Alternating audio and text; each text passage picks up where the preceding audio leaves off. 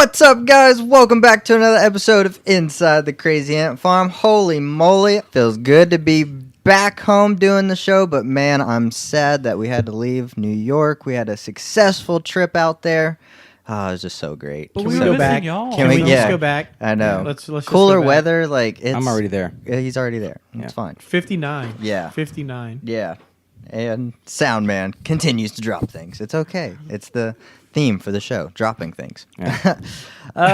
He's got the dropsies. He's got the dropsies. I thought it was just the oopsies. But we have a whole bunch of good stuff on the show for you tonight. Let's get started with some industry news. Ryan Reynolds. Yeah, it is. Ryan Reynolds teams up with Sean Levy. Is that his name? For the action comedy Free Guy. So it should be pretty interesting. I actually like a lot of stuff that Ryan Reynolds is doing recently, especially starting with Deadpool, of course. So Of course. I'm excited for this one. Yeah, me too. I think, and he's proven to be versatile. Yeah. I mean, he's fantastic with action, obviously. So he's great at comedy. He's done some drama. I mean, the guy's a solid all around, actor. So I think this is going to be good. Hell yeah. I mean, an action comedy does seem to be what he excels at. Yeah. So honestly, Or just comedy. Yeah, or just comedy. Well, if you want to talk a little bit about Deadpool and Fox and everything, did you see that they're going to be pushing back some movies for this new PG-13 Deadpool 2? Yeah. With some potential new footage? Yeah. Should I wonder be if they're going to cut TJ Miller out of it. Yeah. Oh, for the really? bomb threats. That makes sense. Yeah, I have a theory on this. I think this is a test. Because we all know, like the test we got today on the phone? That's right. That's right. I think this is a test for, as we all know, Disney is taking, 20th Century Fox films into its fold. Yeah. And I think this is a test by Disney, very quietly, to see if audiences will go for a PG-13 version of Deadpool. Or if, agreed. I think that's going to be the response. But I think that's what this is. Yeah. I'm thinking they want to know whether indeed they have to have an arm that still can put out R-rated movies of superhero movies, or if they can fold these R-rated ones into their, PG-13 family, which I don't think so. Wasn't this what Ryan Reynolds was yelling about when the merger was just starting to be rumored? That's what he was worried about. So I mean, I think it's probably going to go something along the lines of, hey, everyone, who wants a cleaner, family-friendly Deadpool? Yeah, honestly. Crickets. Nobody. Well, you know why? Because everybody, and myself included, would like to see... There it is. Deadpool, the X-Men, all of the property... merged into the MCU. Well, if you don't let Deadpool be Deadpool or Logan be Logan, you're not going to merge them into the MCU. They're just going to still, while under the same umbrella, still have to operate separately because... And I think that's what this is. They're like, hey, can we put a PG-13 version that can be included in the MCU, and will people go for that? Or will they be like, no, fuck that, I need my Deadpool, Oh, I don't know. I mean, Deadpool was in Amazing Spider-Man, the animated series, and the Amazing Deadpool episode. Yeah. And you can work that character in there into their own movies, but his movies need to stay R. Right. Yeah, I agree. His character can go in there and kind of be censored a little bit. I don't disagree with that. I just don't think that it will happen. I mean, the best case for me is Logan. Yeah. I mean, they kept him PG-13 for so long, and while those films were successful, fans did not like it. Yeah, exactly. True hardcore like myself, Wolverine fans did not like it, and they finally got him right. And now to put him back, they killed him. Then to put him back in the MCU, they'd have to put him back to that PG-13 version that nobody liked. Yeah. Right. So I don't want to see him back to that. I want to see him gutting people and telling people to fuck off and exactly. do That's the what I shit was that just he's about supposed to say. be doing. I can't even imagine Deadpool not dropping an F-bomb or 50 in a movie. Yeah, I just okay. Yeah, but PG-13, you get one. You get one. You get one. How about this? You keep the MCU, but then you have the Fox brand wing of the MCU. Well, that's what I'm saying. It's still in the same universe. No, but they're going to be. I don't think they're in the same. Separate, That's my point. That's the test. They're trying to see if they can acclimate these people into the MCU, and if not, I think they're going to remain under their own umbrella in Disney, and you're just going to get still separate universes. Yeah. Here's you could cross them over. Just certain characters won't make the cross. It would suck. Yeah. I mean, although I think it would be funny if you, like Chris said, you get one. You get one. If he shows up in the Avengers or the MCU, and he's like, his one is, "Are you fucking kidding me? I can't curse. I'm out of here." Fuck. No, he could just because he's supposed to know that he's in a movie. Yeah, exactly. He so can literally go, "What is this? A PG-13 film?" Yeah, exactly. He's always breaking that. Guys, I think I'm in the wrong place. Yeah. Where the fuck am I? Yeah. And just his whole movie is just beep. Hell yeah. Beep. That would be funny. Hell yeah. If they were consistently beeping him throughout Hell the yeah, entire movie, that would be funny. thing.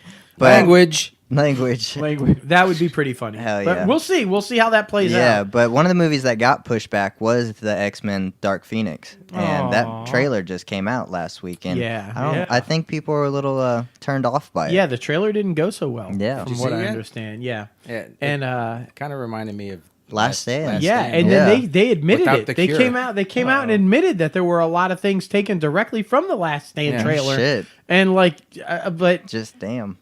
it didn't go well. No. I'm guessing it's going back for some reshoots because I don't think the fans were okay with it. Yeah. I'm just gonna say I think that I loved X-Men First Class, and I think they've progressively gone downhill with each film. Honestly. I mean, Future Class is but that was X-Men, and it was kind of like. Well, it was a sequel to First Class. But what I'm saying is, it was like the older and the new. I'm talking about just the X-Men First Class solos. Yeah. They've progressively gone downhill, and I don't understand because it was a great cast. Yeah. And it kicked off to a great start. Well, it became the Mystique story at some point. Yeah, Honestly, yeah. kind of disappointed. She was never intended to be the lead. No. And this one, I don't think is Yeah.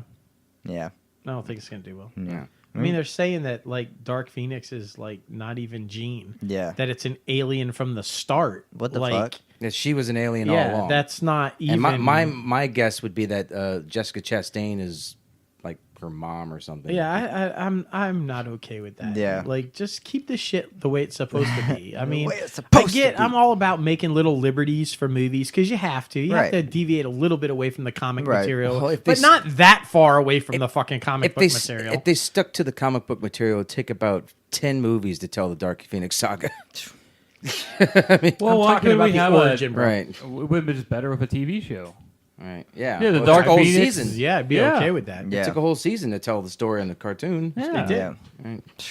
But we shall see. We shall see. Oh, now I got the music from the cartoon of X-Men stuck in my head. The next It's on one, my list. little touchy subject. Kevin Spacey getting sued.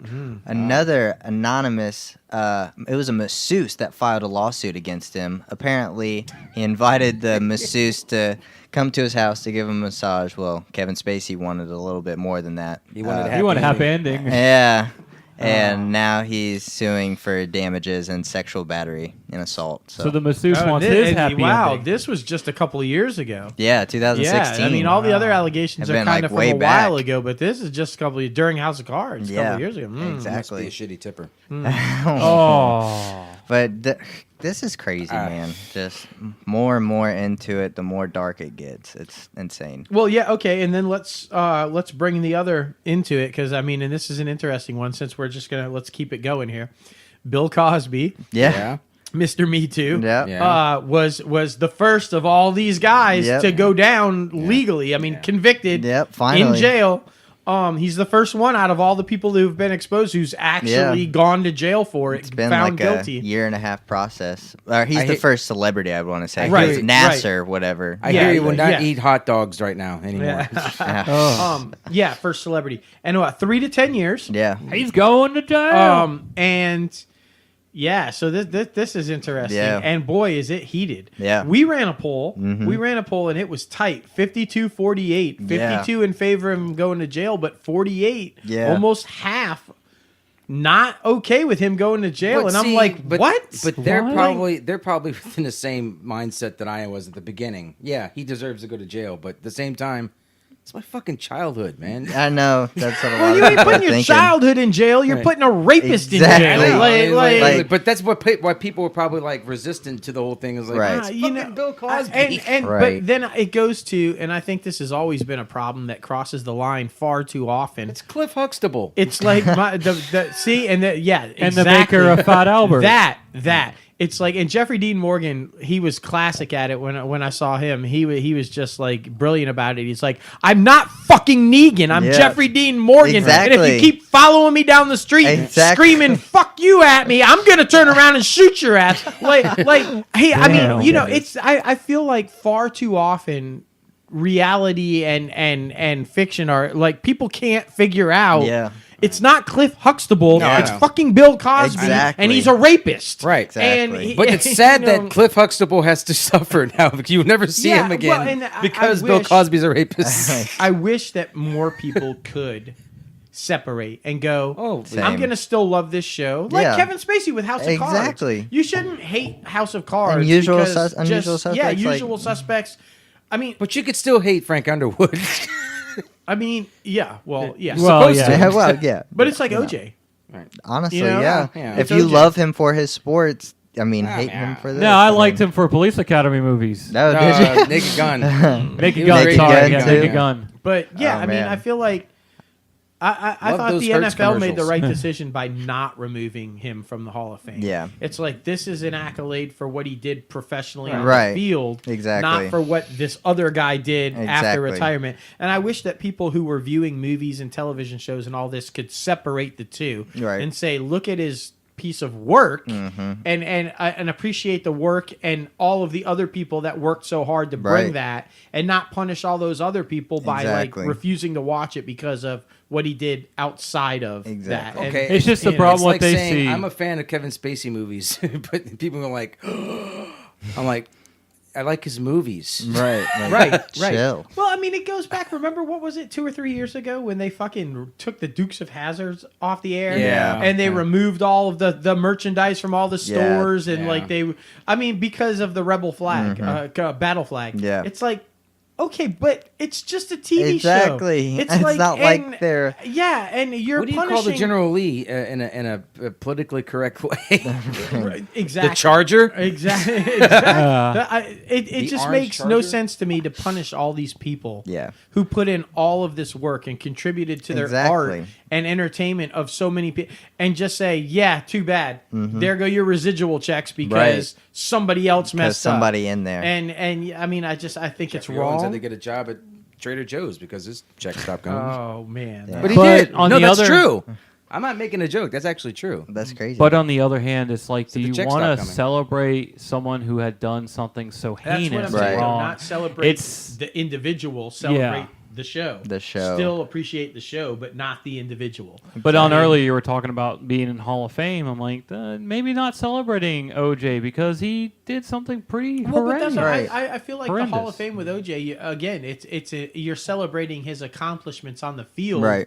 not him as a person. yeah. Right. I mean, you know. Well, I mean, But that's I what don't- other people are saying. They're saying Oh, that I you're agree. I celebrating. see all the different Yeah. points of view, Yeah. and Yeah. I don't mean, disagree with them. Steelers fans still love Ben Roethlisberger, even though that situation happened. yeah. So Well, Yeah. and Rudy's got him a wife. separate it. you can another great example if we're going to keep on the sports thing. Kobe Bryant. yeah, People still adore love- Kobe Bryant. Yeah, His wife stayed with him. exactly. I mean, so There's Made still an 80 points argument. in one game playing for his Exactly. freedom.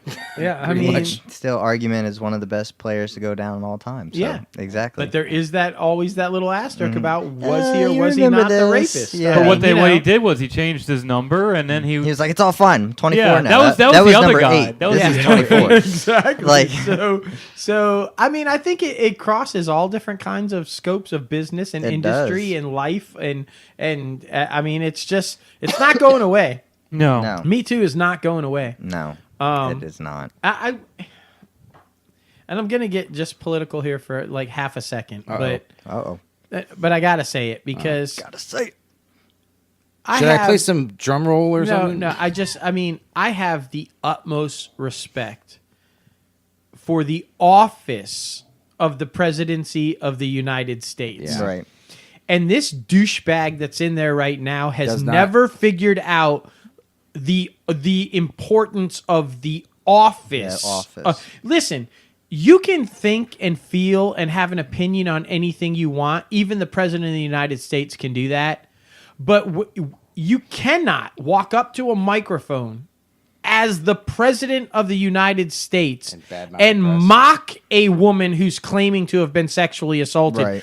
In your own, you walk up into the residence of the West Wing, have a private conversation with your family, go talk to your best friend, say whatever you want, make fun of her, say you don't believe her, whatever. But when you are the president of the United States, acting as the president of the United States in front of a microphone to get up and mock someone. It's ridiculous. You can't do that. No. Well, at the very least, if you do that, which I don't condone, if you were to do that, you can't look at everyone and go, I love women.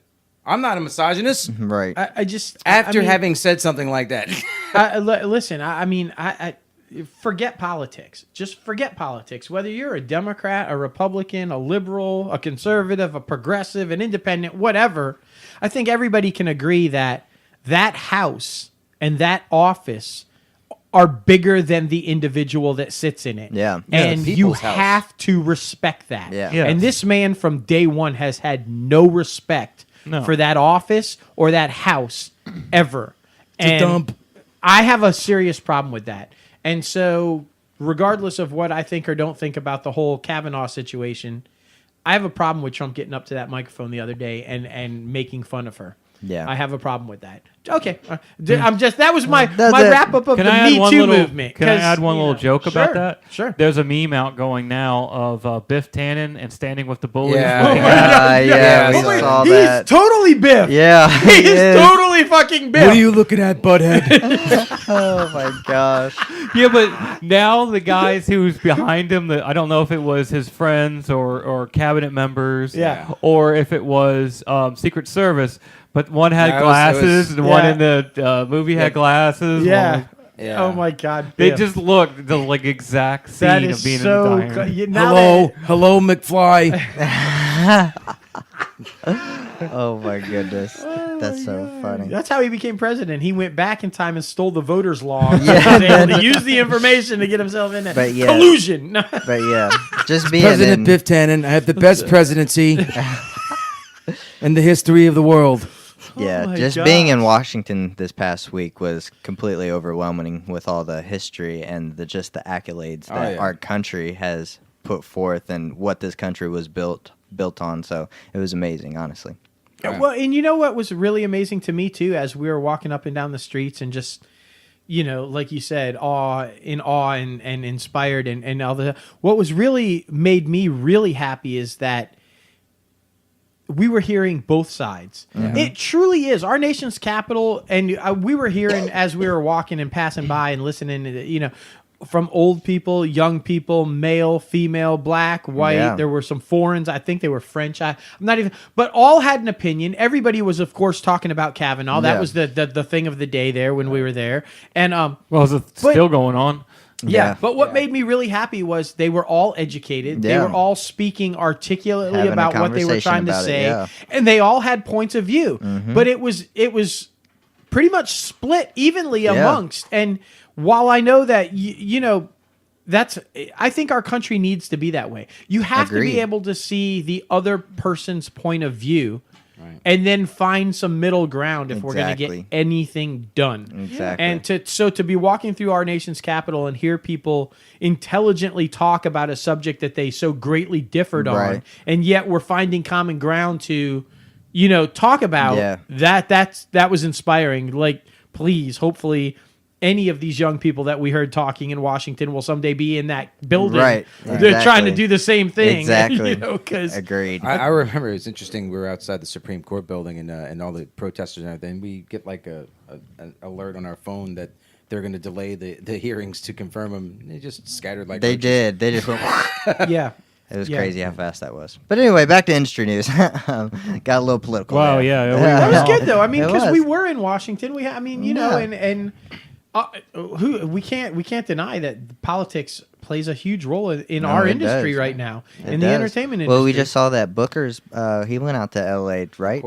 Yeah. Yeah, Cory Booker to have a huge fundraiser. Exactly. I mean, yeah. By the way, I'm just going to go on the record. I want to put it on the record on the show right now. He's going to run president. That's right. Yeah. Cory Booker is going to run for president and, in my opinion, going to win the nomination for the Democratic Party. Snap. Yeah, well, because Elizabeth Warren's also throwing her hat in the ring, too. And Elizabeth Warren. She's going to lose to Cory Booker. Have we not learned? I think that people will not go. Cory Booker, and this is just my opinion, but Cory Booker is young. He's a bum. Charismatic. I'm doing Trump. He's young, charismatic, articulate, able to express his thoughts and in a positive manner, and has been known to compromise in the past. Yeah. So I think he's going to win the nomination because that's what people want. And he seems and he's from the same about state. He represents the same state that Trump's from. Yeah. Yeah. Yeah. It's going to be interesting. It's definitely going to be. But Booker is. You cannot argue the fact that Cory Booker is an intelligent, passionate man and cares about the country. Yeah. Again, forget your politics, whatever side you fall on. You have to at least admit that's how he cares he is. and trying to move it forward in his way. But you brought up a good point, bringing it back to the industry news and entertainment. I mean, our industry is entrenched in politics. It is. And a lot of what happens in politics dictates what happens in our industry. Exactly. So it's an important matter, no doubt. Yeah, it has to pay attention to bills and everything because of incentives and everything. Yeah, exactly. Craziness. All right. Last Man Standing got its Fox debut, and it had about 8 million viewers, a 1.8 rating for the age range between 18 and 49. So they did pretty good on their comeback at Fox. So pretty good to see, I guess. Yeah, and this is interesting because on the other side of that, Murphy Brown came back, and Murphy Brown came back with less viewers and a lower rating in the 18 to 49. Yeah, which is odd because as we all know, Last Man Standing, Tim Allen and everything, very far right conservative, normally not a popular thing in LA, yet came back strong and people loved it. Exactly. Murphy Brown, much on the other side, and during the 90s was extremely popular because of the liberal views and because of we can't forget the Dan Quayle incident with Murphy Brown, but came back not so gunning it with CBS. So I was shocked by that. I thought Murphy Brown was going to come out gunning, because right now of the political climate, you said it was the perfect time. Yeah, it was a perfect timing for Murphy Brown to come back, and yet. There you go. On Last Man Standing, I've only seen maybe one season of it, maybe a few episodes. But isn't one of his daughters kind of like more liberal or something like that? That's the running thing. He's very one way, and most of the family is the other way. But that's the contention. Between I mean, that's what worked for Roseanne before Roseanne went off the deep end. It's is that there was a balance. What I really like though is that they continued that thing throughout. It wasn't just political. Like him and the wife were on different spectrums politically, but one was a Michigan and one was Ohio State graduates, so they were at it with that. I love being a Michigan fan. I loved that shit about Ohio State sucks. But they found different ways to incorporate both points of view. Yeah, they did. Which I thought it was brilliant because a lot of shows don't. A lot of shows lean one way or the other. Honestly. Hey, Dustin, go Buckeyes. Oh, bro. Wow. No bueno. Buck off, Chris. Buck off. And it should be like it didn't. People think that it was canned because of political leanings, and that's not really why it was. Yeah, that's what I heard. Actually. That's not why it was banned. That's not why they canned it. It was canned it because it was a contract dispute between the network and this production company. Oh, really? Well, I heard that dispute came from a difference in political too. His production company was gonna recoup the cost after a certain amount of episodes. He reneged. They like to turn some things in the media sometimes. You know how that goes. Yeah, but, it is what it is. Since we were just in Broadway, and we actually are just on Broadway to see the City of Light Autumn Reese's directorial debut, we saw a sign for Kinky Boots, and we were just talking about how we couldn't go to Kinky Boots without Little Cam because she'd be shitty. Yes, and big Brendan Urie fan. Big Brendan Urie fan. Yeah, doing Kinky Boots. But Kinky Boots is coming off Broadway after its 5-year run, I believe so. Yeah, it's had a long time, 25th longest running production in Broadway history. Yeah, wow, that's pretty. Yeah. After it's all said and done, they'll have about 2,500 shows that they did, regular performances. Impressive. So that's insane. I've heard the most recent incarnation with Braeden is like a fantastic show. Really? I mean, yeah, I've heard it's really good, and he knocks it out of the park every night. That's awesome. That's awesome. Yeah. But yeah, bravo to them. Bravo to their long effort, because that's crazy. It's a long time. It is. I mean, it's yeah. And how awesome was Broadway? Yeah. Can we just talk about it for a minute? It was like, not only were we on Broadway, not only did we see like an epic show, City of Lights, a brilliant cast, but we were in like one of the most iconic buildings in all of entertainment history. Yeah. Studio 54, the former Studio 54. We're in the dungeon. And Feinstein's 54 Below, which is the basement of Studio 54, where if you don't know what we're talking about, look it up. Yeah. And you'll see why we were like, oh my God, we can't believe we're sitting in this building right now. It's more like what didn't happen in the basement of that building. If those walls could talk, we would probably all be mortified. Yeah. That's for sure. Be mortified, probably have a new administration everywhere. It was epic, though. It was an absolutely, a crazy experience. Actually,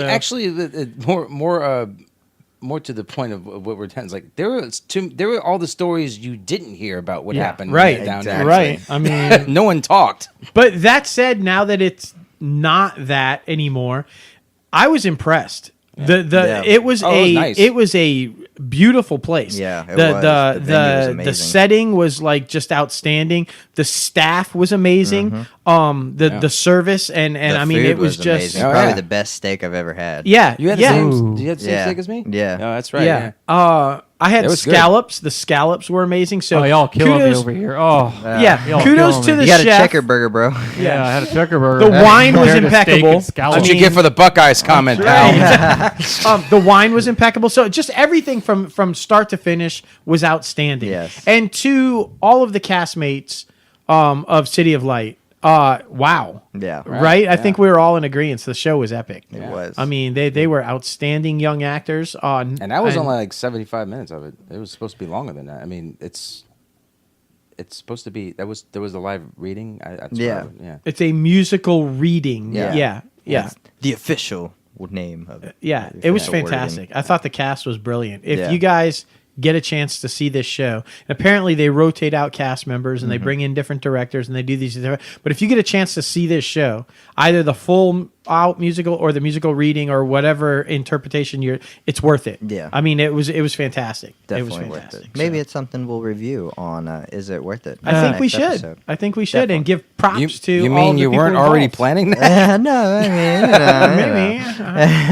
I think maybe it's on the list this week. It is on the list. Yeah, see, yeah. But more things happening in New York. Kanye performed at SNL because Ariana Grande. You mean Ye? Ye, yeah. Whatever. Yeah. Freaking. Yeah. Because he wants to be called Ye now. That's his stage name. He doesn't want to be called Kanye anymore, or Kanye West. But he performed at SNL and went on a completely pro-Trump rant, had the hat on, like, talks about thinking freely, and SNL decided not to air it. Yeah, I watched it. Hey, I watched it too. I applaud your. Yeah, they were like, screw and that. Okay, here's the crazy thing. Like, he wasn't even supposed to be the musical guest. Exactly. Apparently, Ariana Grande backed out for emotional reasons.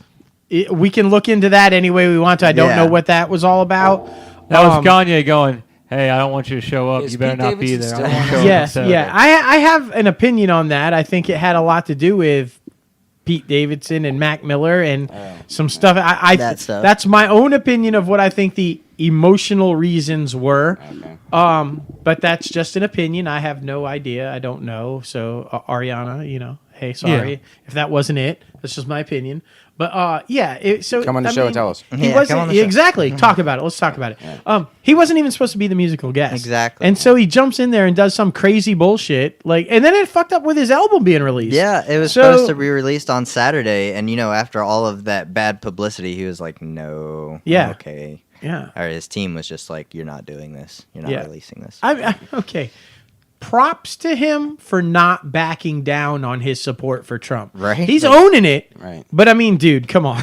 I think he like, only supports Trump because he thinks Donald Trump came from a non-political standpoint and became president. So that makes him feel like he could become president. Because I don't know if you've heard, but he wants to run in 2020. he does. Yeah. And he's serious. He's serious. That's the crazy thing. And people He's were laughing serious. about it when he announced it. And I'm like, why are you laughing? Yeah, These exactly. people that are cheering right now, they'll be voters when he's in Exactly. 2020. Can I just say though that there's another person who has very seriously thought about it, and I don't know about The Rock? 2020. Yeah, can you even imagine where we get to a point in this country where the two people running for president of the United States are The Rock and Kanye West? Like We can't forget our That would be favorite, epic. Oprah. Let's have Oprah run for- Now she was smart. She's like, no, No, but But- she'd be on someone's vice presidential ticket. I could see that. It's Michelle so- Obama's vice presidential. Oh. Listen, That would be epic. That's- Listen, let me just say that a Cory Booker Michelle Obama ticket would be hard to beat. Yeah, it would be a hard to beat ticket. Just from just from likability standpoint, yeah. And if I had to counter it, I'd go with a Marco Rubio, Nikki Haley ticket on the other side. You don't think Trump's going to get the nomination? I think it would be an epic battle, but I think Booker Obama wins. Yeah. I think Booker Obama wins. My personal opinion is I don't think Trump wants to run again. Yeah. I don't think he wanted to win. Oh no, he definitely wanted to win. Just to say he did. Just to say he could. Yeah. You know, he didn't. No way. I think the only reason And he he'll got carry in that it, the rest of his life. was to say that he won because he Yeah. said to prove that he could. Exactly. Which is probably not why you should run for president. but anyway. Time out.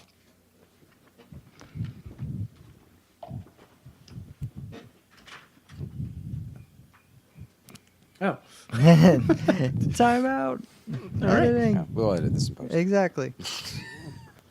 All right, sticking with a little political news, I guess, political industry news. Little political news we hit today? Designated Survivor, as we know, or I haven't started watching the show yet, but I heard it's pretty good. It moved from Hulu to Netflix. Yeah. Maybe this is just another Netflix versus Disney. Dun, yeah, dun, yeah, dun. I liked season 1 of Designated Survivor, Yeah. although I that wasn't on real ABC? sure how they were going to continue after a couple of years. Is it on 'Cause ABC? I think it's at ABC. It was ABC, yeah. The So it's moving to.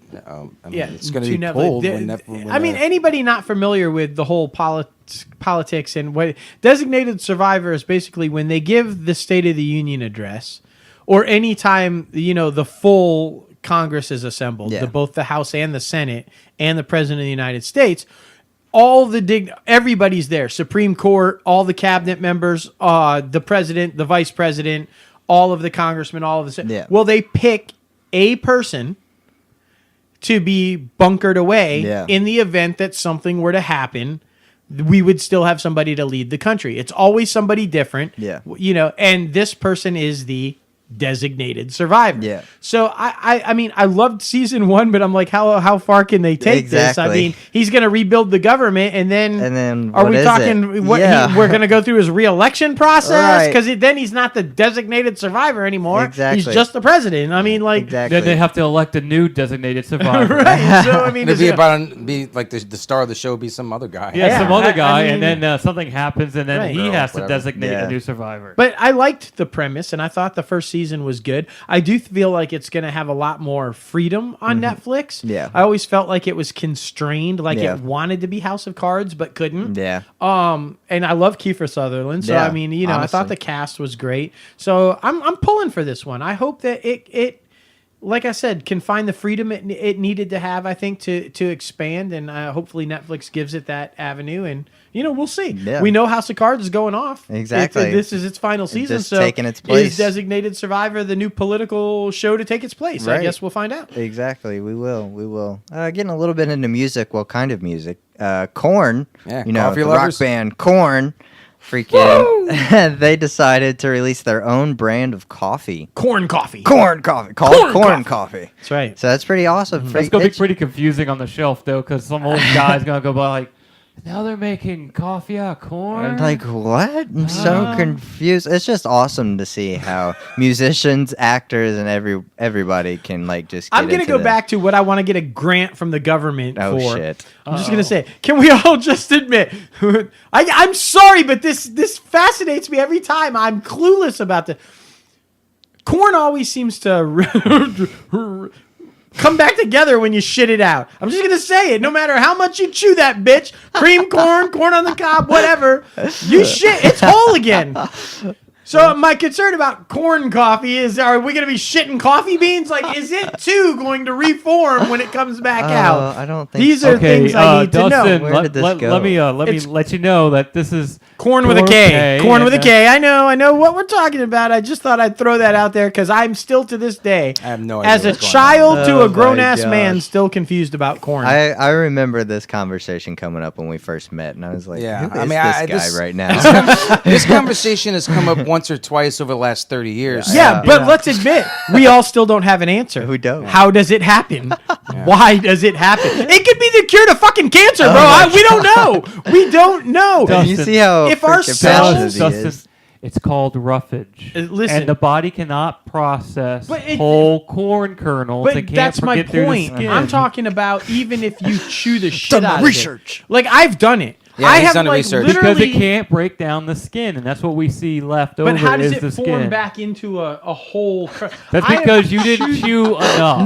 No, I you- chewed one it to slip mush, by. bro. No. I chewed that shit to mush, and No, it no, still no. came back out. Scientists in Washington, we need answers. whole. And a $10 million grant. We Yeah. can figure this shit out for Yeah. $10 million. Oh, yeah. That's all I'm Definitely. saying. Oh my Because. God. Why can't Elon Musk get on That's this? right. Oh. That's right. Stop sending shit to space and figure out corn. Okay? I'm just think about it. If our cells could regenerate the way corn does, it could be the cure for so much shit. Like, I'm Really? just- It could be the cure for shit. Okay, Oh my listeners, God. help me out. If there is a scientist out there, a We're taking doctor a out poll. there who understands why you shit whole corn, no matter how much you chew it, be on our show. Just Be on our be on the show. show. I want to know. Oh I my want to know. I'm going to do a show about it. Like are you? Netflix. Let's We're do gonna- a series. The shit show. The shit show. The Korn Chronicles. Oh Whatever. I mean, it'd be Oh, brilliant. It'd be a boy. huge hit on Netflix. The Hey, Korn and we can have Chronicles. musical guests. Ted Sarandos. Come on. Oh, damn.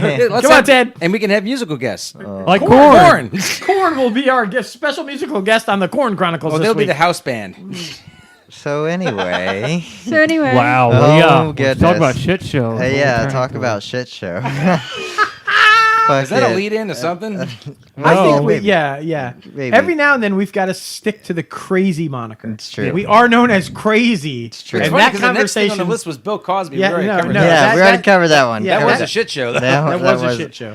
But freaking Led Zeppelin is going back to court because apparently people say that they wrote Stairway to Heaven and not Led Zeppelin. What Taurus says the band wrote Stairway to Heaven and not Led Zeppelin. I've listened to both, and I can kind of see, but wasn't one of the members in Taurus I have no idea. from Led Zeppelin? I You would believe know. that kind is of like, correct. yeah, and he just took his Bonzo? guitar riff and brought it over Led Zeppelin Stairway to Heaven. It's just his guitar riff. Yeah.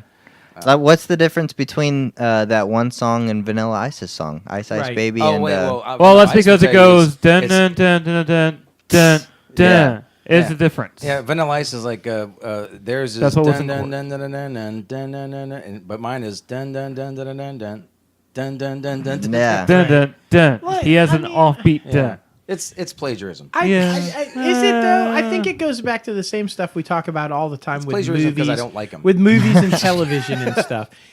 There's really just one or two concepts And that then everybody everything just- spawns from. yeah. It's the same in music. There are only so many melodies or riffs that everything spawns from. Yeah. If we were really going to argue in court about everything that sounded similar or had a same note, or what was the one that Marvin Gaye and Oh yeah, what's but his that face? was yeah.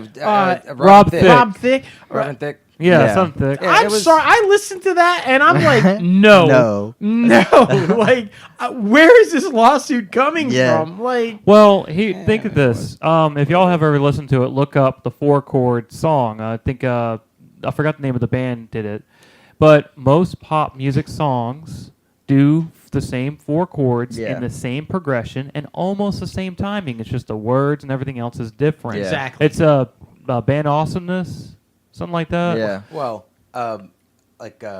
John Fogerty did a song, The Old Man Down the Road. It was he got sued for self-plagiarism because it sounded too much like Rumble and Run Through the Jungle by Creedence Clearwater Revival, who was fronted by John Fogerty. Just go to CCR. Yeah. It was fronted by John Fogerty. It was Fogerty versus Fogerty, and he went on the stand and started playing both songs. Yeah. Yeah. This is how this song goes, and this is how this But he song made goes. both of them. So I mean, It's like, relax. Well, They're that's both mine. because of the record companies were different. Right. And that's where the lawsuit comes from. It was 2 record companies trying to sue for control, and you're making money off that song that came he probably off didn't of own our the album. masters to either of them. So Yeah. Another example of this, a song called Cha Cha and then Drake's Hotline Bling, just for other music purposes. So just wanted to make comparisons and shit. Yeah, it's ooh, and then George Carlin biopic. Yeah. Moneyball screenwriter. I yeah. think that's going to be really. Let's just talk about didn't know all about the this. biopics lately. Yeah, I mean, Elton Bohemian John. Rhapsody coming. Yeah. Then we Elton saw John. the Elton John Rocket Man one. Right. I mean, they look phenomenal. They do. Then you got Vice. George Carlin coming. We just saw the Vice trailer drop today with Dick Cheney, who, oh my God, Christian Bale.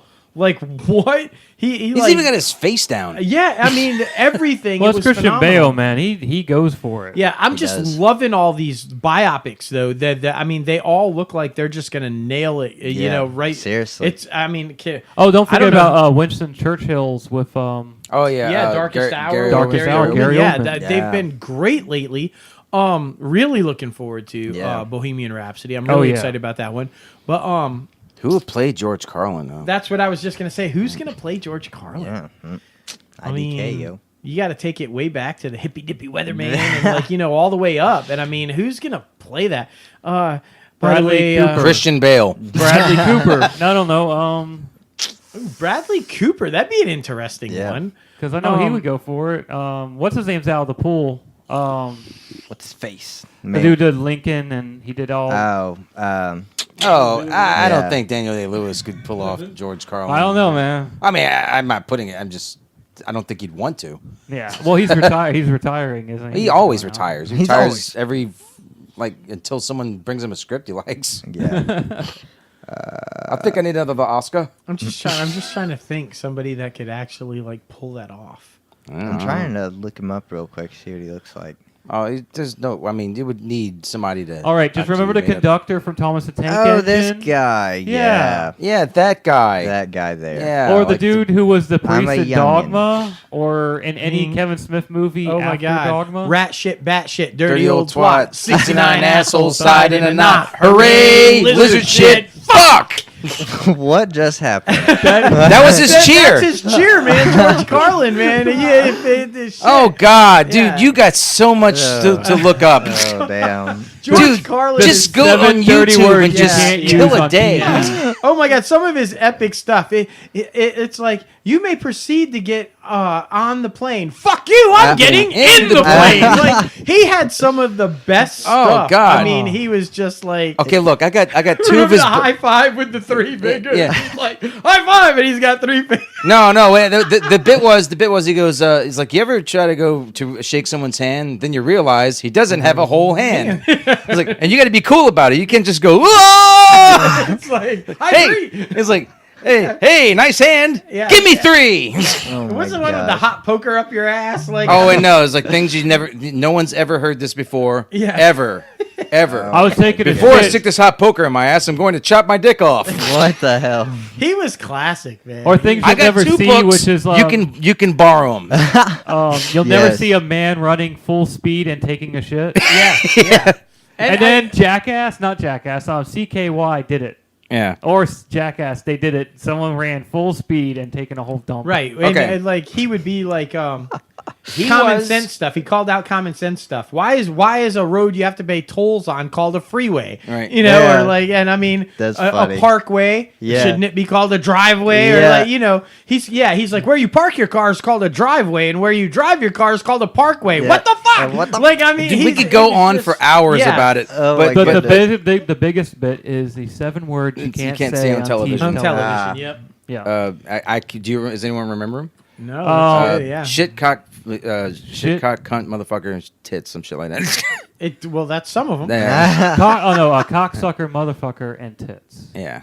Like Oh yeah. Rest in peace, George. Right, Rest shit. in Oh, Remember, I mean, there's look. two-way words like you could prick your finger, but don't finger your prick. Yeah. Okay, look, Sorry. Richard Pryor and him would Oh. always will be in a dead heat Yeah. for the best to ever live. Yeah. Oh yeah. Oh, Carlin by far is one of. I mean, maybe that should be one. I know next week we'll do comedians next week. Yeah. I just gave you my number one. Yeah, George Carlin's definitely near the top of the list. Hell without yeah. doubt. That's awesome. That's awesome. So yeah, There again, is no better. Let They're us both know. Hey, equally maybe we'll great. do a poll on that. Who do you think should play George Carlin in the upcoming biopic? That'd be a good an one. interesting one. Yeah, see if anybody responds.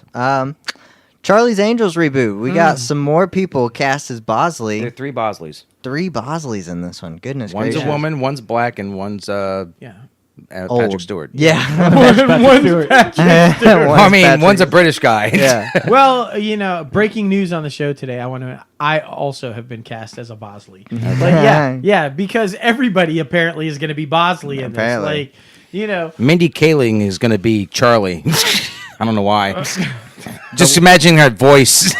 The latest is Hello, angels. Digimon Hansu. Is that how you say it? Yeah, Jamon Hansu. Hey, that was pretty good for me. Yeah, that was pretty good. Thank you. Yeah. You You might have pronounce all the difficult I names. know, right? right? Like, what the hell? You might have seen him in Blood Diamond, Guardians of the Galaxy, Gladiator, just a whole bunch of stuff. He was in Amistad. King Arthur, Never Back Down. He's really good, man. I'm going to enjoy seeing what this is going to bring to the table because it's going to be interesting. Yeah, It is. Elizabeth Banks is one, too. Even though she's writing and directing it, she's also Bosley. Oh, really? Yeah. Oh, wow. and other than Kristen Stewart, do we know who the other 2 angels are yet? I have no idea. I know Kristen Stewart is one. Yeah. Wait, they have casted them. I think they're relatively they're not unknowns, but they're relatively new. Uno Yeah. momento. Uno Let's momento. consult the entertainment Bible. 444. Oh, IMDb, how I lift up ye. You tell me the way You and show tell me me what the great way. movie. Charlie's Angels. Okay, we Bosley. have Elizabeth Banks, Kristen Stewart, Kristen Stewart, Naomi Scott, Naomi She's probably Scott. one of them. Yeah. and Ella Balinska. Ella Balinska. Yeah. I guess that's your 3 angels because Yeah. it's the only 3 women Yeah. other than Elizabeth Banks. Yeah. So there you go. Boom. Right there.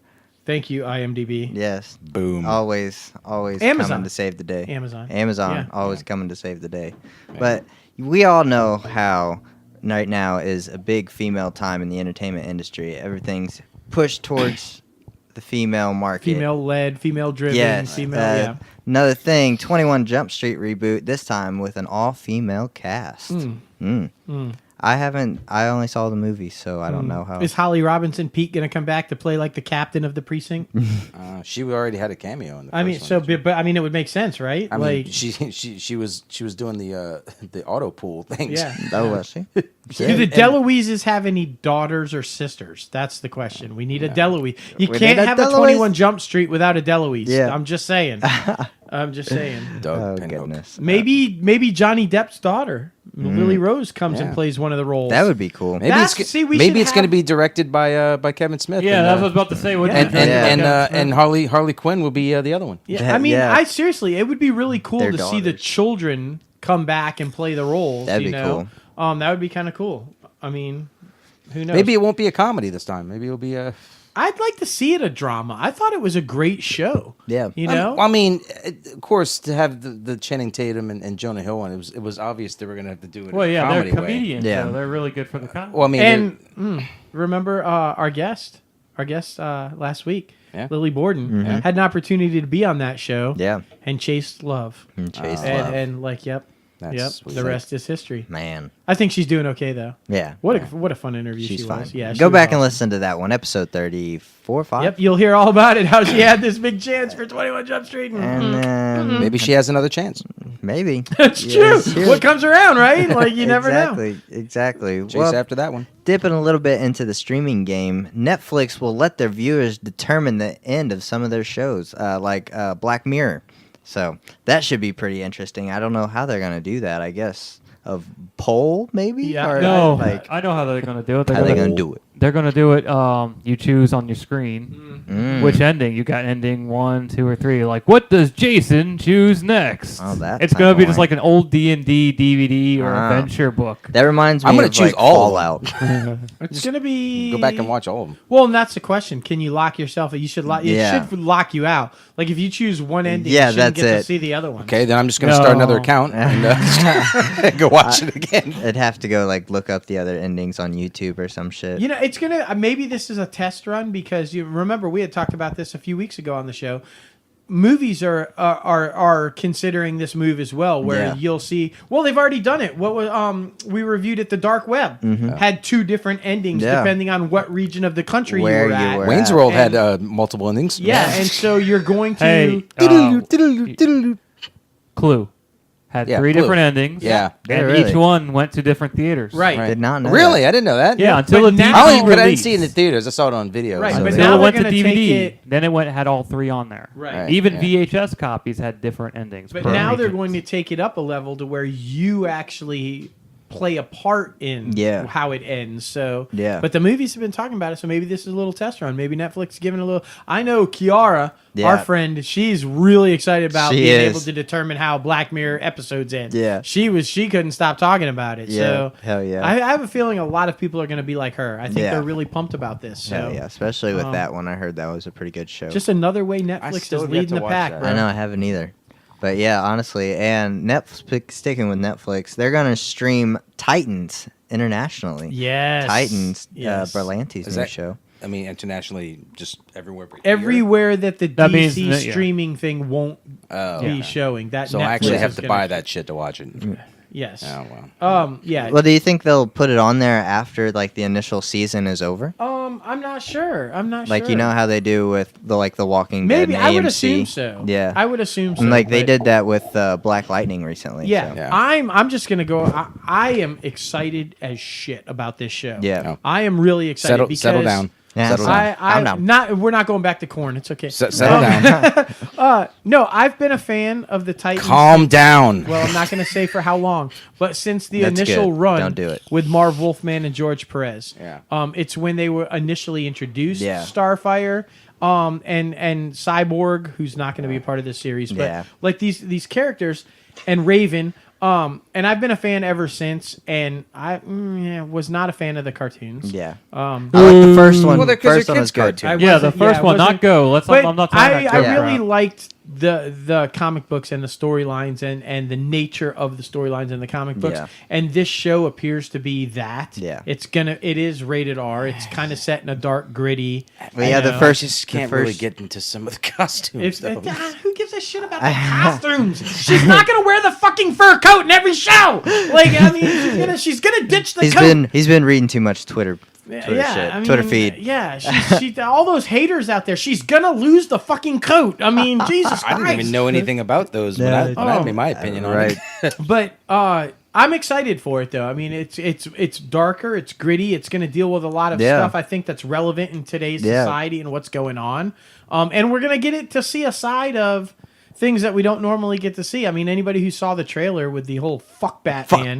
We're going to get into this whole living in Batman's shadow wasn't always cool with Dick Grayson. He wasn't all right with it, and we're gonna kind of find out how that relationship broke down, and which is something we haven't seen in live action versions. I hope of it transitions into him being Nightwing now. Yes. I think it does I because guess they it introduced does. Jason Todd as the other Robin. Oh yeah, Yeah. I see pictures of that. And who loves being Robin Yeah. and is like, apparently gets to drive the Batmobile. That's a great spot in the new He trailer. was like, and "What?" he's like, oh my god, yeah, I'm driving the Bat. And I he's haven't like, watched it. and Dick turns to him and he's like, you get to drive the Batmobile? like he was pissed about it. But yeah, I'm excited as hell about it. Shit's and so Netflix funny. sees the potential. Otherwise, they wouldn't have picked it up. Yeah, I think absolutely. Exactly. smart move by Netflix. So if someone's just now tuning in, what show are we talking Titans. about? Titans. Titans. Okay. Titans. For those of you who maybe missed the first part of the show. Tavia's here. Where the hell she came from? She appeared like Korn. Oh my god. Let's No, I not. missed all the inside jokes. Yeah, not you're gonna have to get go back back and listen to that one. You'll be glad you missed that Yeah. conversation. You will Well, then be how glad. dare you? Or unless we want to let Dustin go on a. Oh no, let's not. Okay. Let's not. Let's Corn talk. coffee. I'm sure you'll hear about it. Yeah, it was Ew. corn coffee, but then he sat there and took it with the It's C the corn, man's and he's corn, wanting the not- research. Oh. He wants research grants about how corn can pass right through your system. Yeah. Oh. That's to get yeah. you caught back up real It's like quick. you didn't want to hear it. Oh. Yeah. It's okay. Yeah. Okay. So That's anyway, caught up. She's thinking about Yeah, it. now she's like, thinking "That's about so it." True. Now she's gonna start researching. oh my gosh. No. I'll leave that to the mouth. What is it? A $10 million grant? You get $10 million? You get a $10 million grant. I mean, If they you give start grants research- away yeah. left and right for stuff that makes no sense at all. And if I ask for $10 million, they're just like, yeah, I'm going to do it for this. Yeah. Oh, I love the $10 Then I'm million not gonna do it. study that says that studies don't really change people's opinion. I think I might Yeah. renege on that Yeah. grant. Oh my goodness. But anyway, Venom is Venom. getting some negative reviews. Oh, It's getting some boy. really But bad there are reviews. some accusations that some Lady Gaga fans went to Rotten Tomatoes and been writing bad reviews because they want more people to go to A Star Is Born.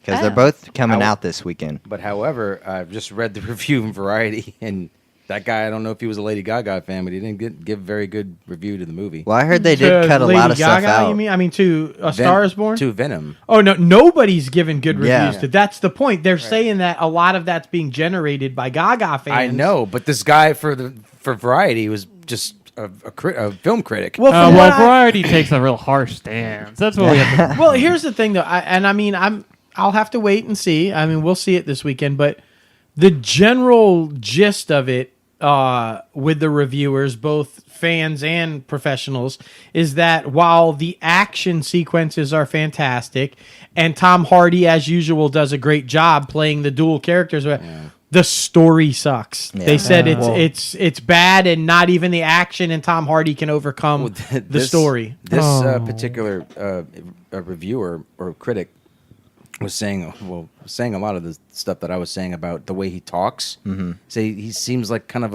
like a mumbler. Oh, And goodness. I'm completely okay with all that, but I mean, I'm just saying that's. I just thought that was. Oh, my you're taking up imagination. Eminem's Apparently other side, people saying think he's it a too. mumble rapper it over there. needs with to the have a reviews. story, though. If it doesn't have a good Exactly. story, then Well, you know. because Spider-Man's missing. Exactly. Oh. It So, could I be mean- a big part of it. Yeah. I mean, it makes sense. It makes I mean, sense. you can't really have the story with that one. It's true. Exactly. All right, to jump back up a little bit, Ticketmaster facing a class action lawsuit after a scalping report.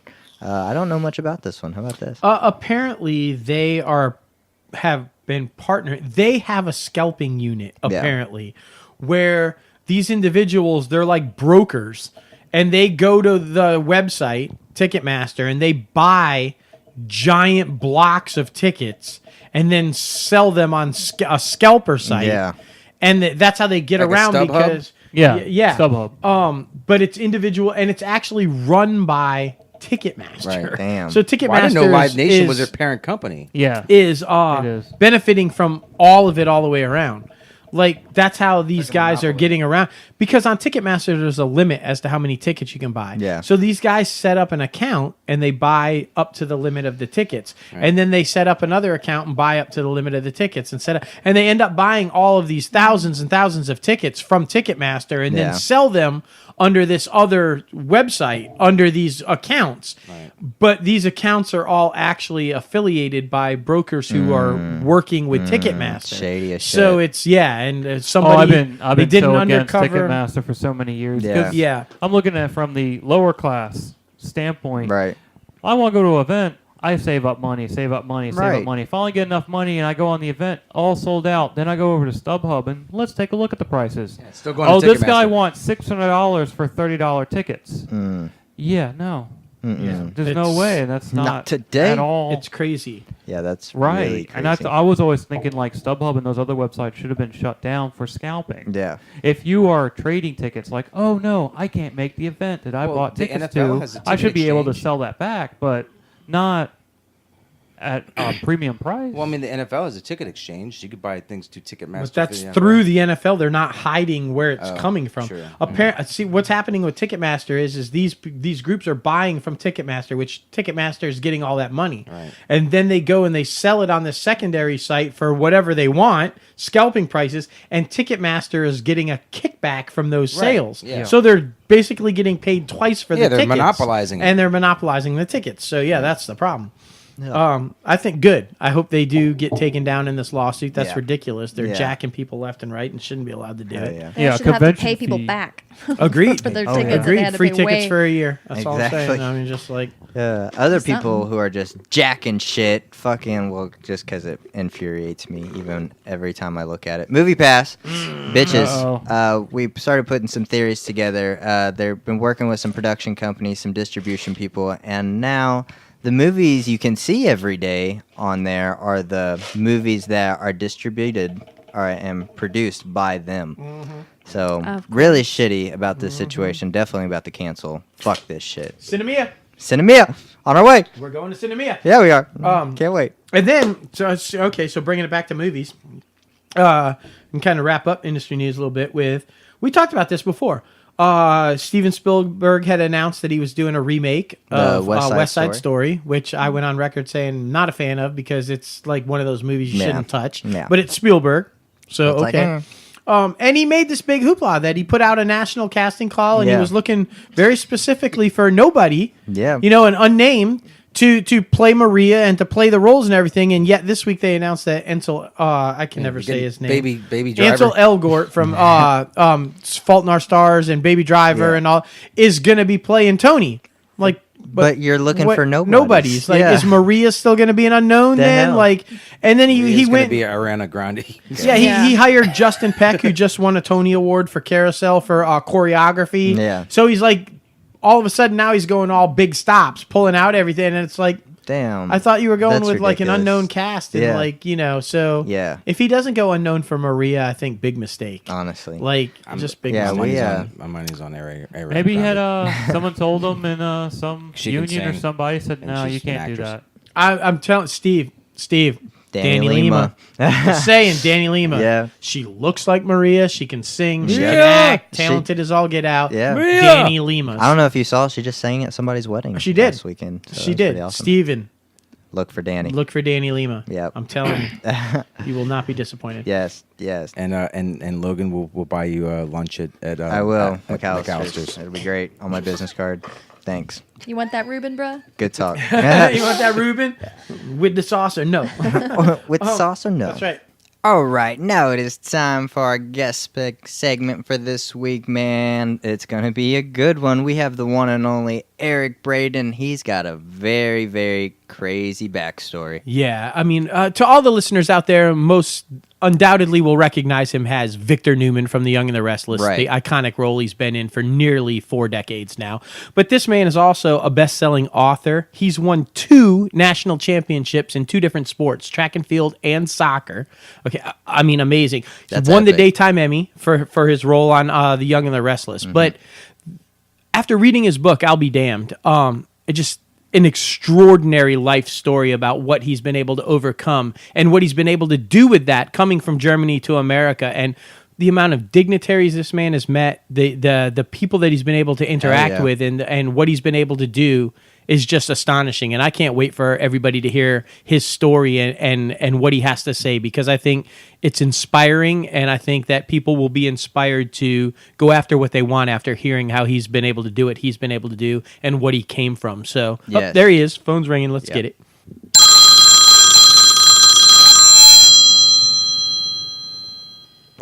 Hello. Is this Dustin? It is Dustin. Hi, is this Mr. Braeden? This is Eric Braeden. How are you? I'm well, sir. How are you? What's going on? Not too much. I'm here with Logan. And first of all, let us just say thank you so much for taking the time out to talk to us today. We really appreciate Yeah, that. definitely. You bet. Where are you located? We are down on the Gulf Coast, about an hour outside of New Orleans. Oh, yeah. What, Biloxi or where? Biloxi, Yeah. exactly. Really? Yep. I'll be damned. Okay. Oh yeah, and we haven't found fall yet. It's very hot and humid here. In fact, I think it's like 105 today with the heat index. It's kind of crazy, but No kidding. oh yeah. Whoa. Whoa. Oh yes. No kidding. Like I said, I'll start off right away with saying that I read the book, and it's just absolutely one of the best reads I've had in the last several years for sure. That's nice to know. I'll tell you, it's perfectly titled. By the end of the first chapter, I was exactly saying "I'll be damned." It was an epic story at the end of the first chapter. So, nice. extremely thought out, well written book. And I have so many things that I want to ask you from that story. It's just incredible. That's so nice to hear. But I guess we'll start off with, though, you just recently got back from Germany, from taking a trip back over to Germany, right? That's right. And that was to see family, and I think I saw that you also saw some of your former teammates, correct? The reason I went is to see my former teammates. It's the 60th anniversary of when we won the German Youth Championship in track and field. We're the smallest town to win it, and we beat Hamburg and Munich and Berlin and all that. And this is the first time in 60 years that I've seen some of the guys I won it with. Oh, wow. Yeah. Definitely time to go back and celebrate then. Absolutely. Well, congratulations on that. And thank you. Yeah, I know reading the book, it's prevalent throughout that sports played an extremely important role in your life, and getting you through some difficult times, and I guess kind of teaching you some stuff about how to deal with situations. So I would say the most important thing in my life. Yeah. Absolutely, and like I said, that's prevalent throughout the book. And I thought it was interesting because it seemed to go from sport to sport to sport with the potential boxing. I think even at one point I remember reading that you had gotten like 4 concussions at one point. Oh my goodness! And right. You were kind of I got to find a non-contact sport kind of a thing, but almost went to boxing anyway. So. That's right. Well, some of us never learn. That's anyway, it's between the age of 9 and 12, I had 4 concussions, Yeah, wow. That's... but each time, and this might be a good thing for people who listen to learn, each time my country doctor, a lady, always insisted on me staying in bed for 3 weeks after each concussion. Oh, 3 wow. weeks. So that may explain why I now have become an actor. But that probably explains why I really don't have I don't think I have enduring damage from that period, although I probably should be examined by a neurologist. But I don't have trouble remembering things, so memorizing my dialogue or Shakespeare or whatever. Oh, that's good. So I think the fact that she ordered rest for 3 weeks, I think helped me. Absolutely. Definitely. It's unlike what you normally do in sports where you say, you had your bell rung a little bit, go back in. Well, right. That apparently is not a good thing to do. No, and so prevalent today in sports with football especially. You see, they bring them over and they give them a little eye test and send them right back out, like you said. It's bullshit. It's complete bullshit. And I love football. I just love football. I love American football. Yes, I see you're happy with the Rams this year so far, right? Oh yeah. Yeah. Oh yeah. Yeah, I'm a diehard Cowboys fan, so I've suffered through good years and bad years, so I'm right there with you. Yeah, well, I remember the Cowboys of Tom Landry and Staubach and all those guys. Oh, absolutely, me too. That was my team growing up, and I've had some tough years. Later on, Aikman and Emmitt Smith and all those guys. Yes, sir. I used to watch the Cowboys a lot, and they, I guess, have been taking a beating lately. Yeah. Maybe they're on the way back. Who knows? I'm hoping so. I'm hoping we can turn it around. It's been a rough few years. So, were you able to visit with the brothers while you were out in Germany as well? Yeah, I have 3 brothers exactly. Oh, two older, 1 younger. Yes, right. and how long had it been since you had? But the eldest, before I came, he broke his shoulder. He shot at his left shoulder. Oh. And so I spent most of the time driving him around. Personal chauffeur. Yeah, that's right. Hell of a vacation. Oh yes. Nice. I saw the photos though, and they were beautiful. They I mean, were. it's just an absolutely beautiful scenic place over there. Beautiful countryside. Absolutely. Beautiful countryside. And now, had it been a long time since you had been back to see the family as well? No, last time was 4 years ago. 4 years ago. Okay. Yeah, right. But always for a short time. In other words, about 2 weeks or 3 weeks at the most. And you sort of almost get to know things again, and it seems familiar, yet you realize you've been gone for 60 years, right, 59. Right, and I would imagine it's kind of changed drastically since the 18-year-old that left on the boat compared to what it is now. Really. Not really that much, to be honest with you. Really? That's interesting. No, not really that much. The sad thing is that all the old farmers on whose farms I used to work and who knew my father and all that, and I would always stop by and invite me for schnapps, and we would shoot the shit, and they're gone now. They're past. Yeah. Wow. So it's a new generation, and there's some connecting links, but love the countryside. Love the countryside. Absolutely. Yep. Absolutely. Well, I want to talk a little bit about the childhood because it's definitely an impressive part of the book. I don't think a lot of people realize, I mean, just from the very start of the book, the way you were born was just crazy to begin with. And what you've been, you went through and you were able to overcome just before you even got on the boat to come to America was quite impressive. If we can talk about that a little bit. Yep. About how basically your father was the mayor of the town, correct? And you were affluent, if not rich, at least of well means, and you kind of had to go through a position of poverty after the war, correct? Yeah, well, after he died. He died when I was 12, and why? Who knows? But it's too complicated to get into. But after the war, to put it very simply, all the ones who fled from the Russians, from Eastern Prussia, from Silesia, from all those areas, they used to come to, obviously, the West, among others to my area up in Schleswig-Holstein. That's north of Hamburg. Mm-hmm. And they would get all the free credits from the government without interest. And anyone who was a native of that area, which my family was, my father would not get those same credits. I see. And that was a way for them to balance out the difference between those who had lost everything and those who supposedly had something. But my father also suffered enormously from the effects of the war, and they took everything during the war partly. We had 5 or 6 different trucks, and the German army then requisitioned 3 or 4 of them, and then when the Brits came in, they requisitioned the last one, and that was it. And after the war, after my father came back from a prison, he would not get credits, and he suffered a defeat, financial defeat, simple as it is, and died. Right. Wow. And I was 12. I didn't understand any of it then. I was very close to my dad, and didn't understand any of it. So from that day on, I questioned authority. I had fights. You get angry. You become pissed off about a number of things. So a lot of fist fights, and don't take any shit. So still don't.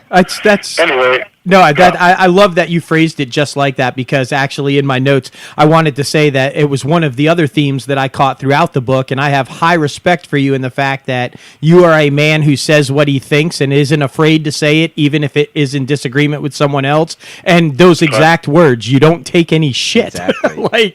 And I love that. Yeah. And it was throughout the book in certain situations, be it prior to your acting career or in the acting career, you've always stood up for yourself and for what you believed in and what was right. And I love that. I love that. One of the stories that pops into my mind is with the soccer team, when you were coaching your son's soccer team and the guy came out there and was doing some crazy stuff and you just let him have it. And I loved that. So I commend you for that. I respect people highly who stand up for themselves and don't take shit from people and demand respect.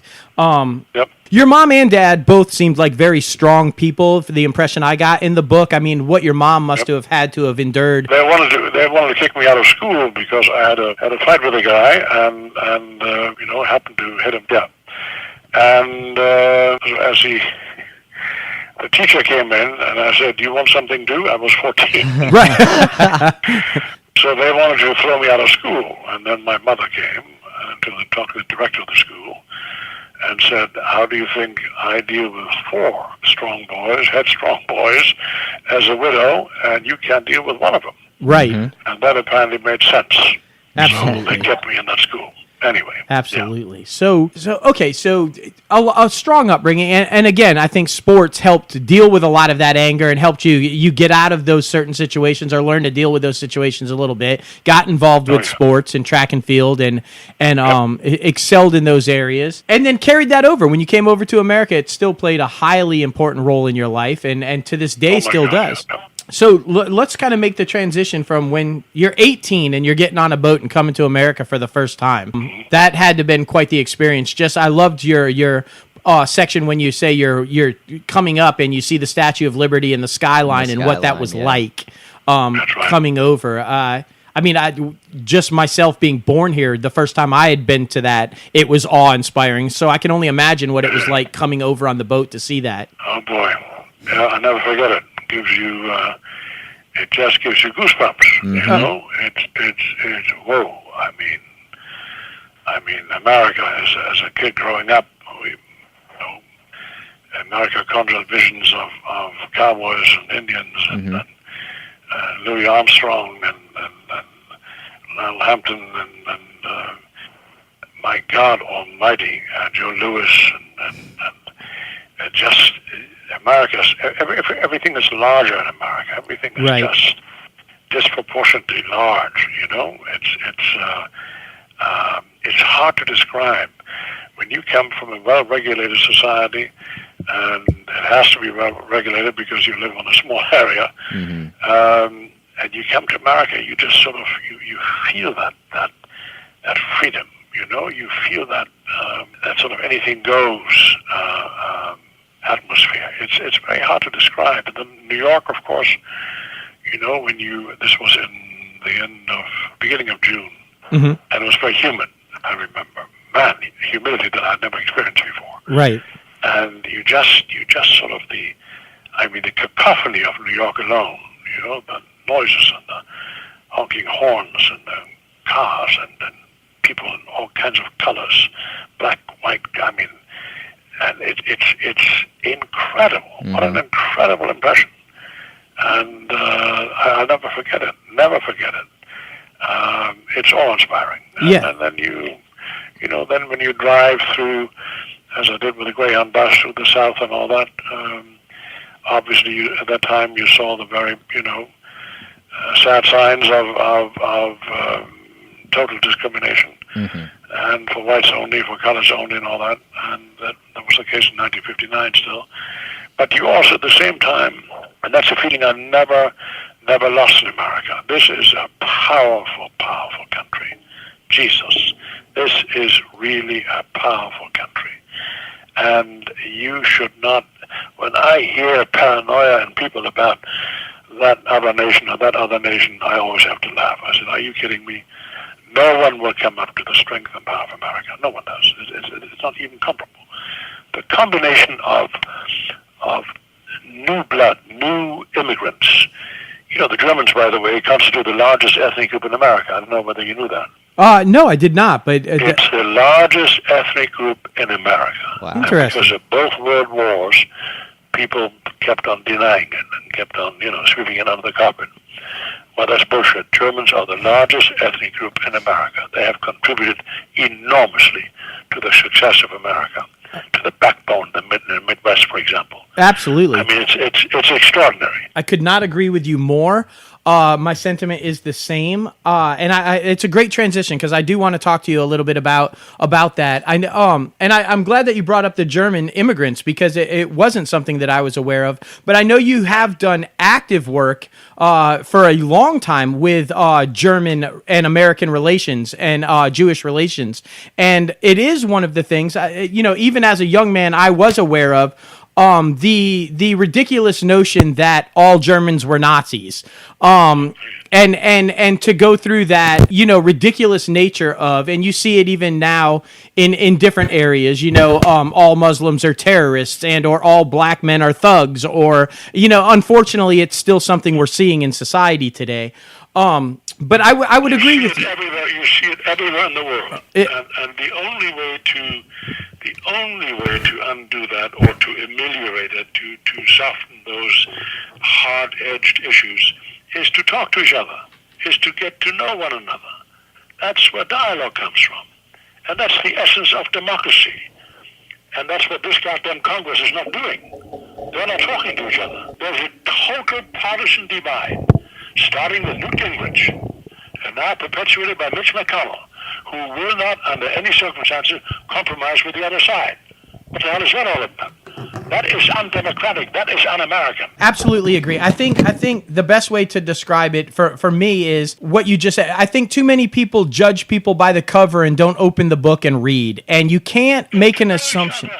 Yeah, to know each other, get to talk to each other. Exactly. And then you discover what you have in common as human beings. Right, because once you do that, you'll realize quickly that we have far more in common than we do not. And that's where you make inlay, and that's where you start to make agreements and concessions and compromise. Agree 1,000%. We don't even talk to each other. Do I understand, for example, those people in America who lost their jobs because of globalization and because of technology and all that? Of course I do. Damn right I do. Who wouldn't understand that? I grew up in poverty. I know. Of course I understand. But what I don't understand is when they're being fed a bunch of bullshit. Right. In other words, how do we solve these problems?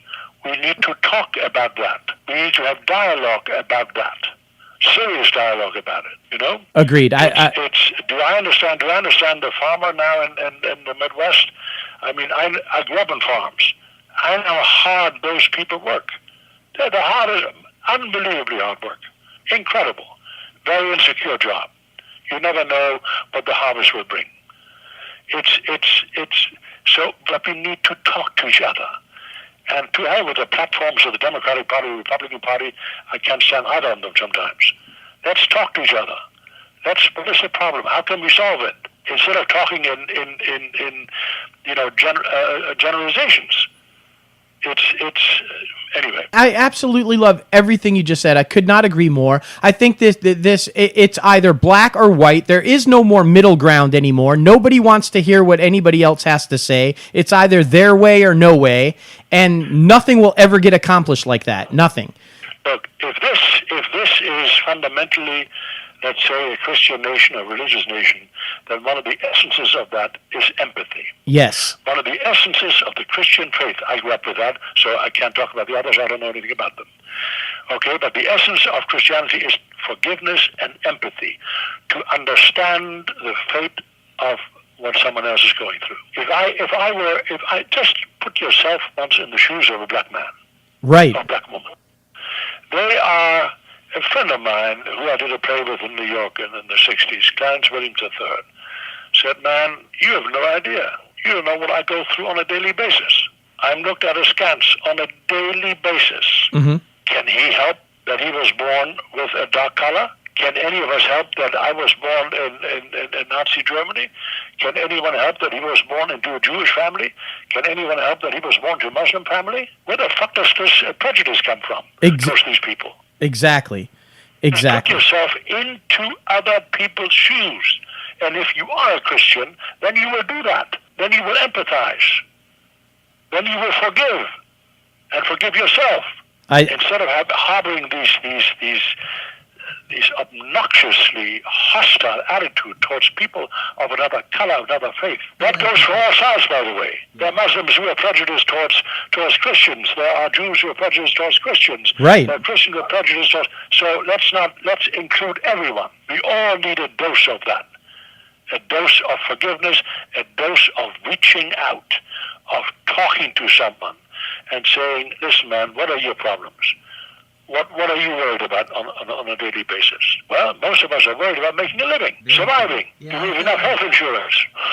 Anyway, I have to ask you because I want to touch on this just a little bit, and because I'm extremely interested in your point of view on this. Coming from the background that you came from and fighting so hard to educate people correctly on certain issues dealing with Nazi Germany and the way it really was and the way it wasn't and what you've had to deal with. There's a lot of comparison to the current resident in the White House about the populist approach that he's taking and the wanting to, as you said, make America great again and controlling what the message is through the fake news, if you will. What are your thoughts and observations on that? And I mean, is that a fair comparison in your eye? And I mean, what are your thoughts on that? Okay. First of all, right off the bat, there's no comparison, okay? This notion here, make America great again, to me is a bunch of bullshit. America is great. It is great, period, outgone. Who buys that Kool-Aid? Now, do I understand the miners in West Virginia? You're damn right I do. I know. I come from that world of making a hard scrabble living. I know it. So I understand their fury. I really do. I don't quite believe in the solution. It just needs to be explained. We need to do something about it. Exactly. Obviously. People lost their jobs, lost their income. You know what that feels like? I know what it feels like. Absolutely. When you lose your job, when you don't know where your next meal is coming from, when you don't know if your mother's going to be thrown out of the house because she can't pay the rent. I know what that feels like. When you have 3 or 4 kids, you don't know whether to send them to school hungry or with nothing to wear or no shoes or whatever. I know. I grew up in that world. The point is that we need to not now look. To me, the notion of a guy who grew up as a super millionaire in New York City, never worked a day in his life, now telling people who really suffer how he's going to solve it, that's a joke to me. If he were to solve it, great. I'd be all for him. He ain't solving it. Right. I agree. Look, but this is to compare those two is ridiculous. For anyone to start out with the notion, make America great again, America is great. That's as simple as it is. I fundamentally disagree with that very paradigm, that we need to make it great again. It is great. Let us remind ourselves of who we are and what we have accomplished. Let America remind itself of what it has done internationally, has done great, great, great work. I come from a country that if it hadn't been for America, we would not now be a democracy in all of Western Europe. Okay? We would not be. If it hadn't been for America and American troops and NATO, which America really started and led, most of Europe would now be under communist rule. I have to thank Reagan, I have to thank Bush, I have to thank all those guys for standing up to the Russians. Yes. Because we now know that they, in their drawers, they have plans for conquering Western Europe. So, to those critics, for example, also on the left in Europe that criticize America, I said to hell with you. Without America, you would not live in a democracy. You would not have the right to criticize anything. That's a fact. That's the truth. We started the United Nations. We started with the League of Nations after the First World War to prevent all future wars. And then after the Second World War, we said, we really got to stop this now. We created the United Nations to talk about things. Yes. So we wouldn't have another catastrophic war. Anyone who wants war hasn't been in it. He doesn't know what it is. Okay, but sobers you up very quickly. America has been the leading example, and people want it to stay the leading example. So you get criticism from here and there. So what? Anyone who is in an exposed position, anyone who is in a position of power is criticized. That's, par for the course. Absolutely. But America has done so much good in the world, and also some bad here and there, obviously, but so much good in the world. Most of the world would not be democratized without America. Let's face it. Stop this bullshit of saying make America great again, as if there's something wrong with this country. I could not thank you. Thank you, sir, for being so honest. Thank you for your dialogue there, because I could not agree with you more. First of all, I agree wholeheartedly with you that the comparison is ridiculous. If you can't educate yourself about what really happened and what Hitler really was and make this ridiculous comparison, I agree with you wholeheartedly there. And I could not agree with you more. You know what they do in Germany in the late 20s? They had to take wheelbarrows of money to buy a loaf of bread. Right. Wheelbarrows of meaningless money to buy a loaf of bread, for example. Right. They stood in line for hours to get something. How the hell do you compare that with now? Exactly. Exactly. There's one other thing. You know that there's an underlying fear among some whites that they're losing power. In other words, this fear-mongering, I just can't stand it. I cannot stand it. We are a great nation.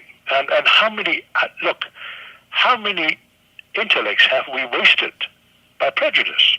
How many extraordinarily bright people are there? I know immigrants here from south of the border who barely speak English when they come here. They work their asses off. They work so damn hard.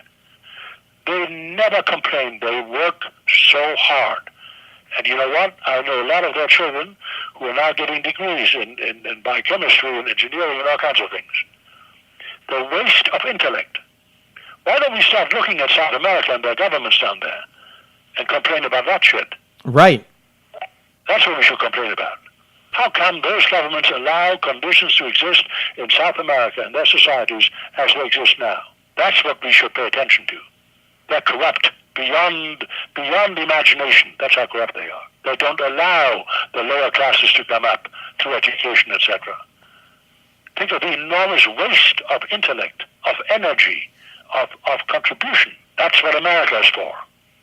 That's why they all come here. Because this way you can realize your dreams with hard work. Not everyone does, but at least you can. I know a lot of people whose children, I used to play soccer against many of them, Latins, who barely spoke English. Look at their kids now. They graduate master's degrees, etc., etc. How wonderful is that? It's amazing.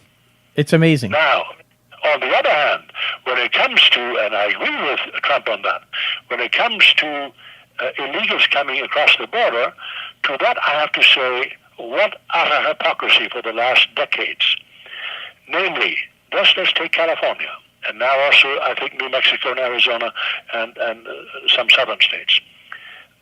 All the immigrants that come over here, illegals and illegals, mostly illegals, provide cheap labor. Here in California, the biggest industry, one of the biggest industries is agriculture. The agricultural sector in California would break apart if it were not for the cheap labor, okay? So we've been hypocritical about that for I don't know how many decades. Don't you tell me that we don't have the wherewithal to close the damn border. Are you kidding me? Of course we do. But on the other, they say, oh, no, don't close it completely because we still need that cheap labor. The entire gastronomical infrastructure in California, the service industry, would break tomorrow if it weren't for illegal immigrants and sometimes legal immigrants. Now, am I for illegal immigrants? No, I'm not. No, I'm not. Absolutely not. Apply to get in here. Right. I came as a legal immigrant. I had to apply, sign our papers, the whole thing. So why the hell should someone come here illegally and demand all kinds of things? I disagree with that. Stand in line, fill out your forms, and wait for passage. That's all. But we have enabled the illegal immigrant to come over because we need them as cheap labor. Right. That's the truth, and no one wants to face it. That's exactly. Well said. Well said. Again, agree wholeheartedly on every point you just made, and I think your approach, your dialogue that you use to describe the situation is spot on. And again, I can't reiterate enough. I wish that more people would speak as you do and say things as bluntly as you do, and maybe get the attention of the people that need to be paying attention, because you're right, they don't deal with it, they don't want to hear it, they shove it aside, and we need to have a dialogue and talk about it. And you're exactly correct. You've done a lot of dialogue like this. You were appointed to the American Advisory Board, and you do speak out on so many issues like this. Have you ever thought of maybe taking that in another direction, or is it just something like you would never have the patience to kind of tolerate what goes on there? Or have you ever thought about politics? To be honest with you, I would not have the patience. Yeah. I just, to be very frank with you, I mean, no, I would not have the patience. You know, it's no. Yeah, if I were younger no, I just don't have the patience. I completely understand. I mean, especially hearing you talk and hearing your passion, I get it. You'd be bashing your head on the wall trying to get through to these people. I could just imagine. So I totally get that. But again, I want to thank you, sir, for your dialogue, and I think it's important that the dialogue gets out there. It's prevalent throughout your book. It was prevalent in this conversation in this interview, and I thank you. I respect you, and I think that more people again should be like you. Just remember, this is a great country. It is the greatest in the world, and it is based on the notion of justice. It's based on the notion of democratic dialogue. It is also, by the way, based on the notion of innocent until proven guilty. Yes. And that's a remark about the Me Too movement. I wish that one of the guys would finally say, listen, come here, let me take you to court. I want to take you to court. Now, in some cases, I'm sure it's justified. But what country are we living in now that people, by just hearsay, they hear rumors. Right. People lose their jobs, their professions. What's that all about? Absolutely. Listen, we talk about this every week on our show. We have this discussion, and I'm so glad you brought it up. I am by no means defending some ass who is using his malehood, the fact that he is a little stronger than a woman, and forces her to do that. That is abhorrent to me. Exactly. That to me is a sign of a loser. He's a loser. Absolutely. I mean, the idea that I would have to force myself on a woman, you're a loser. Exactly. But the point is, it still needs to be proven. Proven, exactly. You are innocent until proven guilty. That is the essence of jurisprudence in this country. Now, in some cases, those guys deserve what they've been getting, but that's all innuendo. That's all hearsay. Look, this is what everyone needs to be taught, boys and girls. Let's speak very openly and honestly about this. As a boy, we learn to keep on trying, until you get to the prize, right? Right. In other words, don't give up. So, what we all have to learn as men and boys and as girls and as women is if a woman decidedly says no, that means no. Now, any man who's sick enough to go beyond that and then pursue it, although she categorically and clearly said no, but say no in a definitive way, because let's be honest, my generation grew up with the notion of, well, if it's no, no, not now, no, that meant you kept on trying. Now, if a woman had said no, as a normal man, you say, oh, wait a minute, she's certainly not interested in. If a woman says categorically no, that means most men who are healthy would say, whoa, she doesn't want me, right, not interested in me, so you stay away.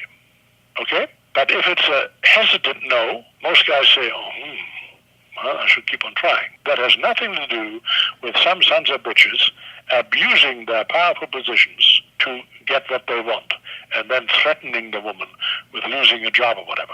That's sick. It is. That needs to be stopped. No question about it. Agreed. I think you hit it right on the head. I think you're spot on with everything you just said about the movement.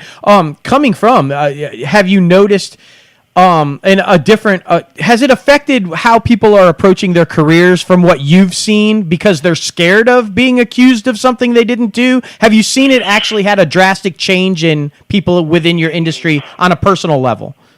Well, not on a personal level, no, not at all. But I mean, it's no.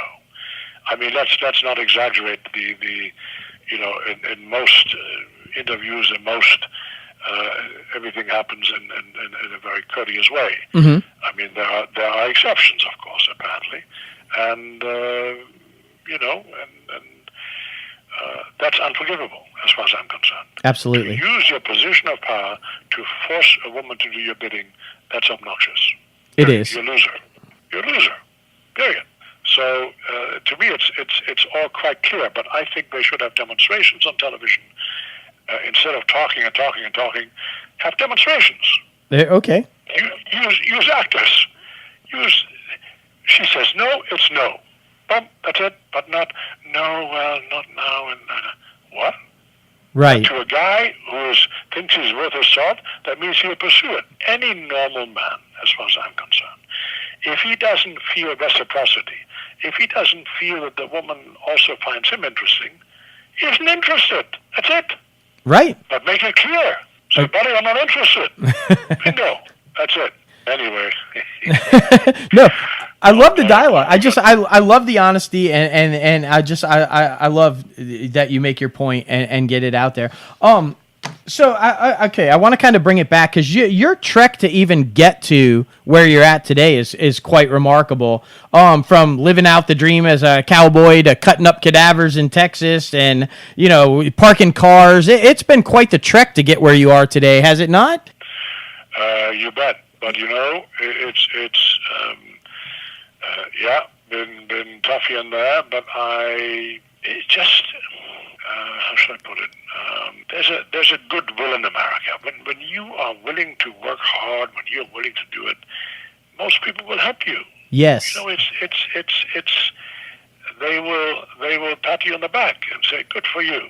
Right. And that is not as open of a case in Europe, for example, or other nations. It isn't. You met with a lot of envy for example, in Germany. If you climb the ladder, it's America is just still remembers it's a collective, in its collective memory, that every immigrant who came here needed help somewhere along the line. Right. Someone helped him get on the horse, and or several people. Yeah. Was it tough? Yeah, here and there, of course. Right. I'd be lying if I said it wasn't. But again, it's a testament to your upbringing in Germany and your understanding of hard work. And hard work gets you where you need to be. And I agree with you wholeheartedly that when people recognize the hard work, they're going to help you because they recognize the hard work and what you're willing to do and what you're willing to sacrifice. I agree with that wholeheartedly. And your accomplishments have just been amazing. I'll tell you, the one thing that stood out to me in the book that I thought was a really interesting passage was about the river of no return and being one of two men to first successfully make that trip. I had no idea about that. That's amazing. If you want to talk a little bit about that, because that's a story in itself about how you just refused to give up and you guys were able to accomplish the trip. That's amazing. Right. Well, that was in Idaho on the Salmon River, the River of No Return, and it was in 1960. And what can I tell you? Tough. Would I want to see it again? Yeah.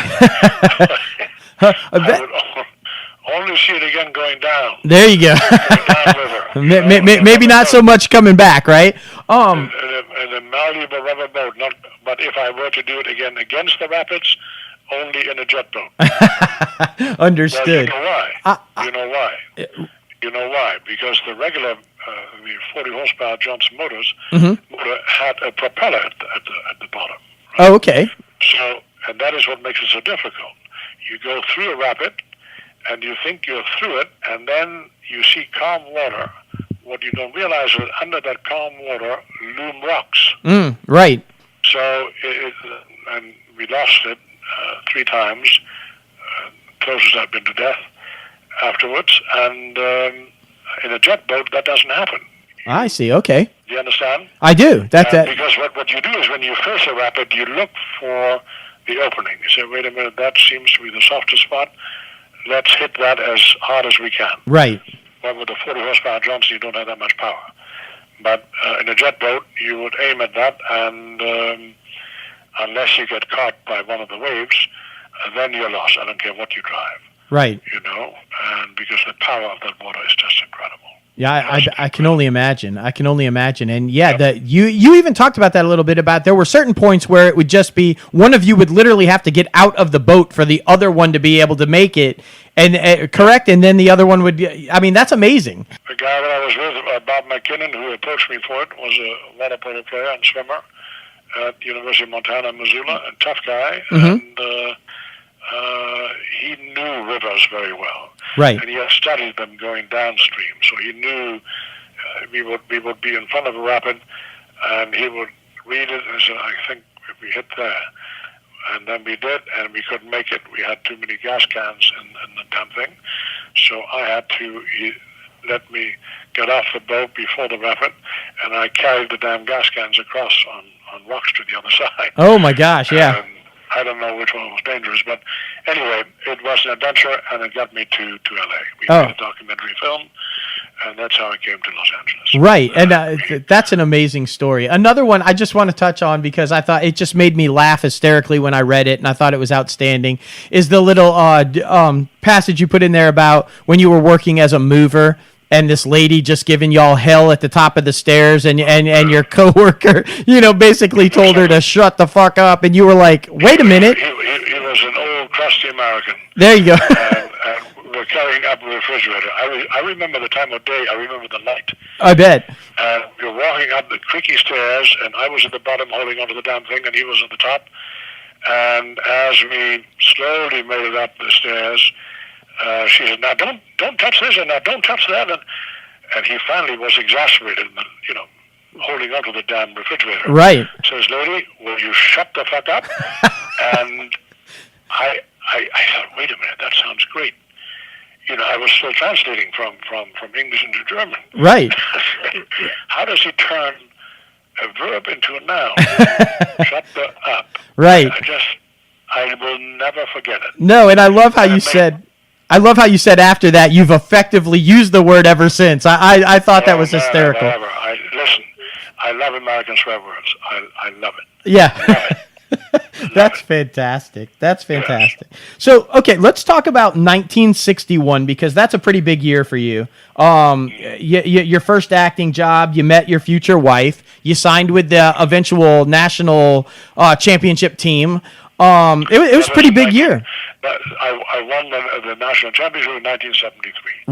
Right. Yeah. I signed in anyway, go on. Okay, yeah, no, a pretty significant year for you. It just kind of seemed like where everything took off for you and kind of everything that was going to happen in your future kind of happened for you right there is where it kind of started. Yeah, I have to say who played an enormous role, upon reflection, was my wife. An old American family, and she went to a Catholic high school here and private school, and was a Europhile. She loved French literature and art and all that, and she had an understanding of what I wanted to do, and she encouraged it. Right. She went to school with the daughters of Frank Sinatra and Mia Farrow and all those people, and she knew the side of the business, and she encouraged it. I think her encouragement helped me a great deal to continue in this business. You know what I'm saying? Right, absolutely. I have to say, the longer I live, the more I realize that in important moments of my life, she played a big role. Absolutely. And you mentioned that several times throughout the book. Everything from the name change to staying on The Young and the Restless to the Titanic. Those type decisions a lot you reference throughout the book. So, yeah. And another thing I thought that was really interesting, because I don't know if a lot of people knew that when you came over here and you were doing the ranch hand and, the cadaver cutting and stuff, and making the transition into acting, I thought it was an absolutely wonderful chapter in the book when you describe showing up on set for the first time an hour and a half late, not having any idea what the script was or even what you were doing, and that so much respect for you for crediting the script supervisor and coming up to you and saying, "Hey," it's a perfect example of what you were speaking to earlier about somebody giving you a helping hand and getting you through to what you were trying to accomplish. And I thought that was a great story about how you were able to do that and how she came forward. That was simple human kindness on her part. Absolutely. And without that, who knows? I might not be sitting here being interviewed by you. Agreed. And by the way, I just thought it was hysterical also when you were talking about the pages and the colored pages and how you tossed them because you had no idea what that meant. That was hysterical to me. Clue. Yeah. I had no clue. That was so funny. And that was sorry. Bobby Searks, correct? That's who that was that kind of helped you out there, correct? Bobby Searks, right? Yeah. She was a script lady. Exactly. Yeah. Fascinating story. She unfortunately passed before I could thank her, Right. And I kind of want to talk on that a little bit too, because throughout you also, And you do mention that it was unfortunate that you weren't able to thank her, but throughout the book, I think you do a great job, and there's a lot of recognition showing your son also and talking about your son. But the way that you do, it was a theme throughout the book, your appreciation for the people who have helped you and been able to get you to the spots that you were at. And you have a great section when you talk about Muhammad Ali and Pele, and about how they understand and respect the people who get them there, including the fans. I love the section where you talked about how Pele came in and went immediately to the kitchen and thanked the kitchen staff and understood that who gets him where and why he's in the position that he's in. And I thought it was fantastic that your son was there, and this is a kind of thing as a father you're sharing with your son about this is how it should be and how you... I just thought you did an outstanding job writing it and effectively showing your appreciation throughout the book. You obviously did an outstanding job reading and understanding it. Well, thank you. I appreciate it. Like I said, I was impressed by your writing. I was impressed by your story. And I want to talk a bit about the relationship with your son. I'm a single parent with a daughter, and I've tried to do the same thing and express the right way to treat people and how to appreciate stuff. And I think your relationship with your son is amazing. The story, even that how it was your only child because of the problematic pregnancy and stuff, but you can tell I love how often you reference that it's the single greatest accomplishment and the most important person, and how you reference your son in that relationship. Much respect for you, sir. I think that's a wonderful thing. Yeah, it's yep. We talk almost daily, and yep, it's. I would say that moment when he was born was arguably the biggest moment in my life. Yeah. Right, and rightfully so. I mean, as a father, I agree wholeheartedly. I think it's by far what I consider my greatest accomplishment. No matter what I continue to do in life, I think that's my most important role and my best accomplishment. And like I said, the way you speak of him is phenomenal, and I just love that relationship. Now when you think of it, what an extraordinary moment. I mean, just think about the process of a child being conceived, and then it grows, and then it's born. I mean, it's an incredible process. Absolutely. We take so many things in nature for granted. It's just, think about it. It's a miracle. It's an absolute miracle. It is. The longer you live, the more you think sometimes about, the interconnectedness of things, and wow. And then there's always that moment when you say, who thought of all this? That's where religion comes in. Right. You always get to a point where you can't answer it. And it's a mystery. Where does it all come from? And that's when you think there was a creator somewhere. It's just, we take so many things around us for granted. When you really think about it, say, my God Almighty, think of the genius in human beings from early on to build the extraordinary buildings in the world. Right. Think of medicine, the extraordinary accomplishments of understanding the body. I mean, it's the whole thing to me sometimes is just, one has to stand there and say, my God, where does all this come from? And that's where I understand people who become religious. Right. It's a kind of spiritual feeling that you also get by listening to certain music, and you say, wow. I mean, listen to Aretha Franklin, certain blues, right. Certain singers. Listen to Beethoven's Ninth, when the choral part starts. I mean, it's just extraordinary. And where does that come from? And I think we should embrace that mystery rather than saying, no, I don't believe in it, or I don't believe in God, or I do believe in God, or whatever. To me, it's a mystery. Right. It's just a magnificent mystery. Absolutely. And mostly expressed in certain pieces of music, where you just stand there and say, wow, or certain paintings, or certain buildings. I mean, human beings are, yes, we are capable of great cruelty, but we are capable also of enormous accomplishments. Agreed. Enormous accomplishments. Agreed. Speaking of Aretha Franklin, the recent passing, I know that she was a big fan of yours and the show, and that I liked your tribute to her. I thought what you said about her passing it had to have been. And Burt Reynolds recently, I know you worked with Burt Reynolds in the past. The amount of extraordinary people that you've been able to work with or come across during this amazing journey of yours is spectacular in itself.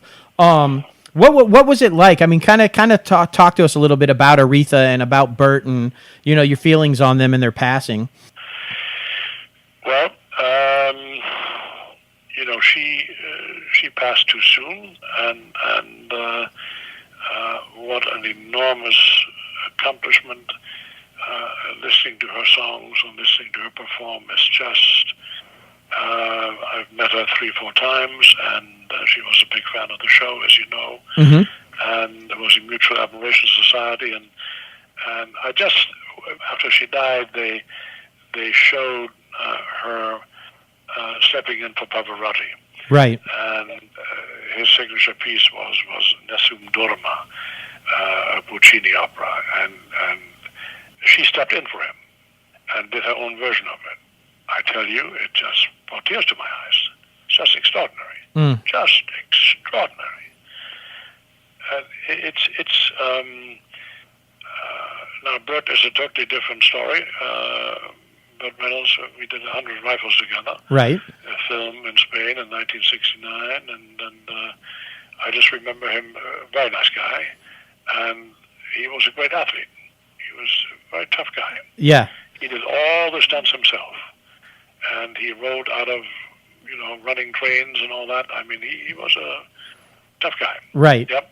Right. But very pleasant. I got to know Jim Brown a little bit better, and he and I worked out together a lot, and a lot of talks then about civil rights and the Vietnam War and all that. Absolutely. And enormous respect for that guy, and his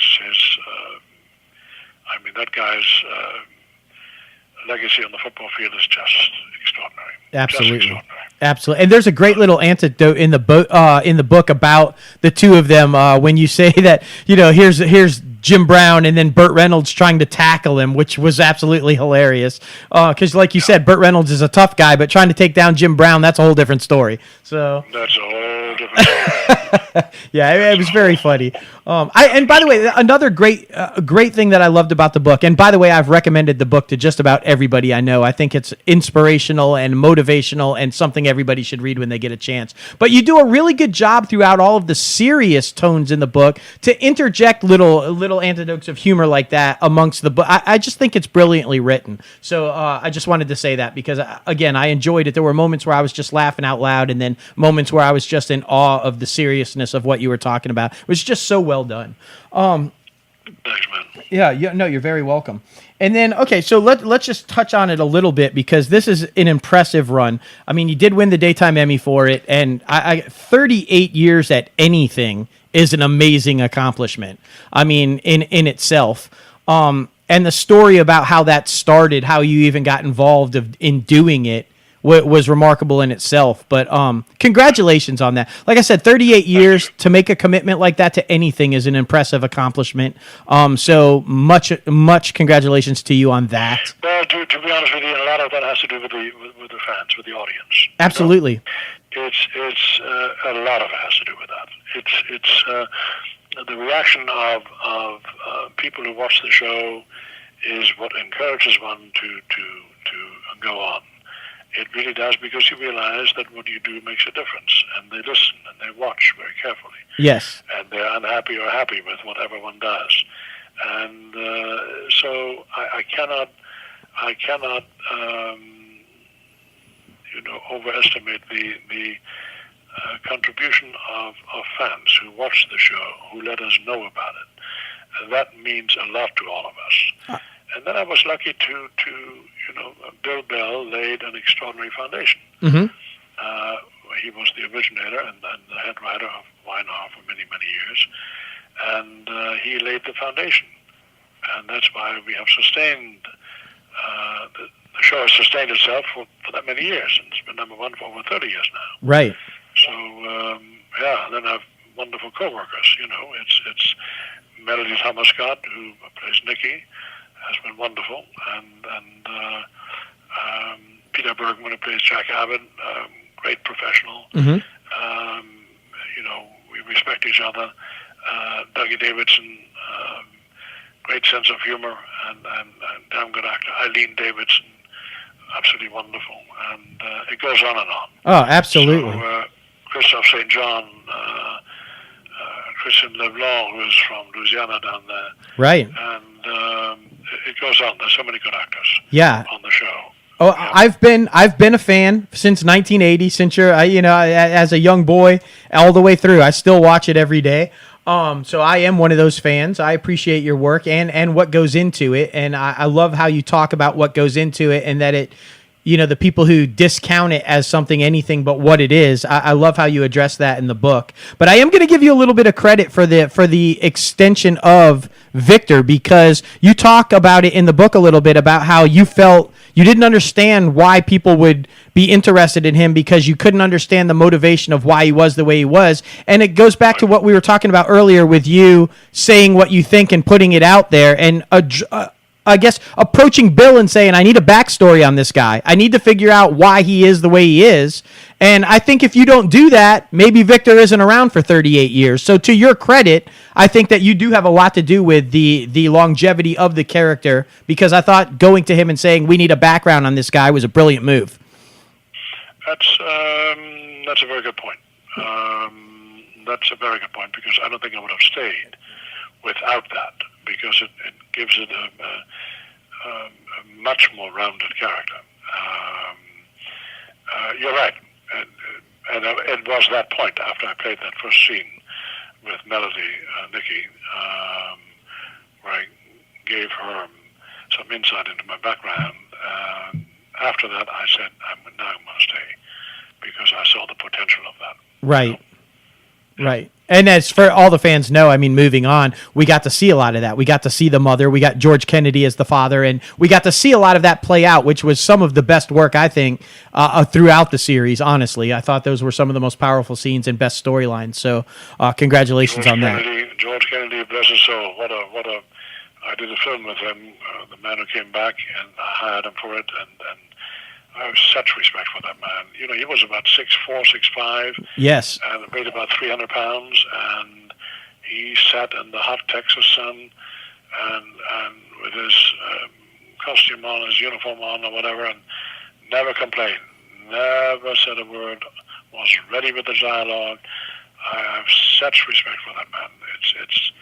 And he regaled us with all the stories about, working with Paul Newman and all that, and I just the deepest respect for him. Absolutely, and I'm glad you brought that film up, because you were actually involved with the producing and the behind-the-scenes production work on that film, even so far into the casting and in post-production, the editing, correct?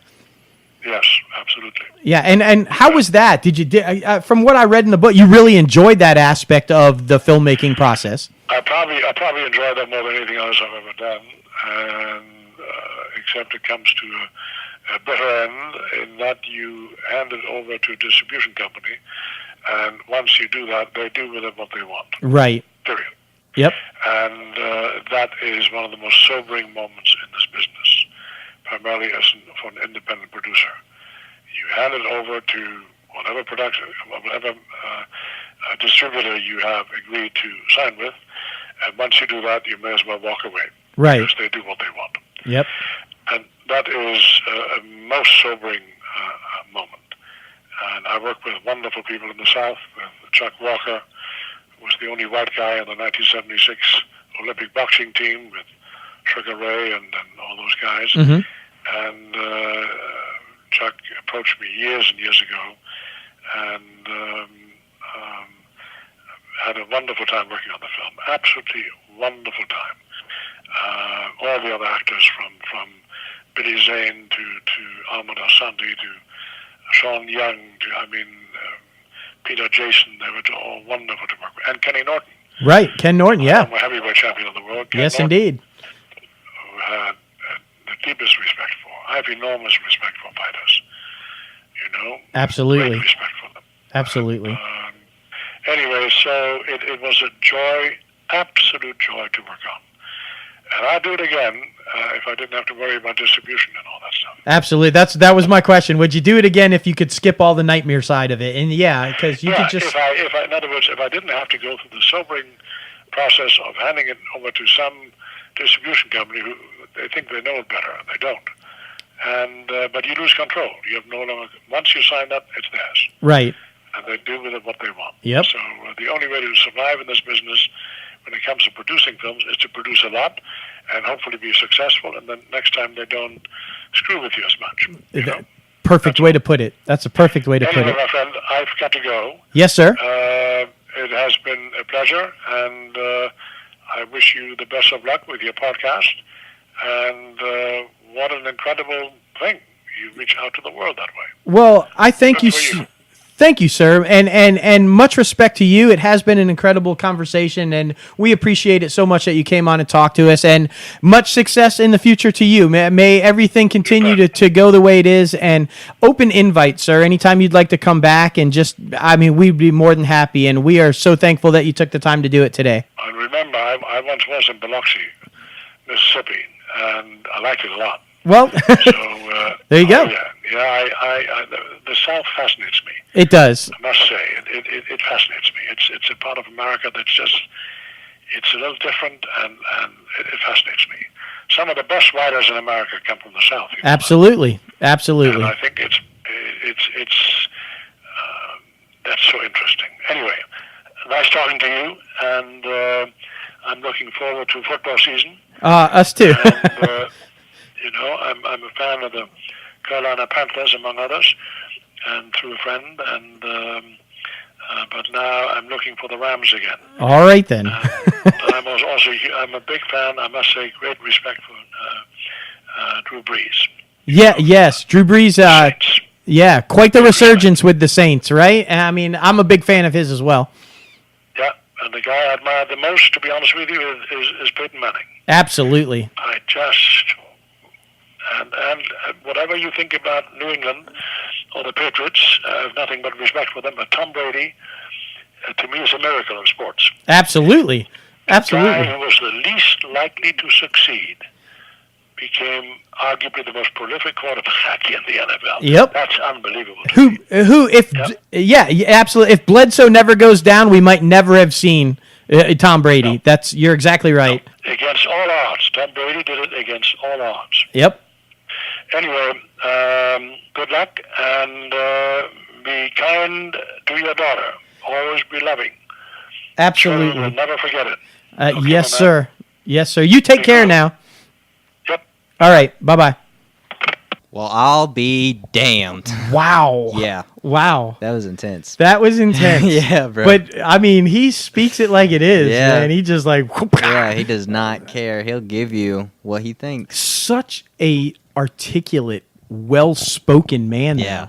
I Seriously. mean, and you know what I really liked is, like, he's like, how dare anybody say, educate yourself. Mm-hmm. If you're going to come at me with some sort of nonsense, educate yourself before you bring it. Exactly. I love that. I mean, honestly, it's it comes down to simple fundamentals, though. That entire conversation, it really sums up in just a few simple things that he said. Work hard. People will appreciate that and help you. Exactly. Treat people with respect and equality, and have an open dialogue. Exactly. Don't judge people. Have empathy for people. Listen to people. Exactly. And things will be okay. Mm-hmm. I mean, amongst that entire conversation, that was the theme. And it's just he a brilliant man. Yeah. Obviously an empathetic man, and just wow, what an interview. What an interview. And I love that he ends it on sports. Yeah, like, exactly. Let's get Tom Brady in there. Like, me, Michigan man. Yeah, man. exactly. Okay, like, I'm good with Tom. I'm good with Tom. That's so funny. All right. Now I think it's time for the top 5 segment this week. Top 5. All right, this week we got top 5 cartoons, and we're going adult cartoons, childhood cartoons, whatever your heart desires. Are the ladies ready? This lady is. Oh, ladies! Yeah. Okay. All right. What you got. So I guess I'm gonna do them in like a weird first to last. So my first one, I think is. Wait, hold on. From first to last, like best to worst. Yeah. To, okay. Well, top favorite to. I don't. Never mind. I'm just gonna say them. No pressure. I really like Futurama. Okay, I think that's probably a one good of my one. favorite favorites. Futurama. And then for another adult one, I would say King of the Hill is right after that. Mm-hmm. For some more childish ones, I guess one that's kind of in the middle is Adventure Time. I really like that one. I think you can enjoy it as a child or an adult. Mm-hmm. Okay. Animaniacs too. I think that one was meant for children, but then you watch it, like we talked about before, you watch it as an adult, and you're like, oh my god. There's a lot like, of oh my adult God. messages in there.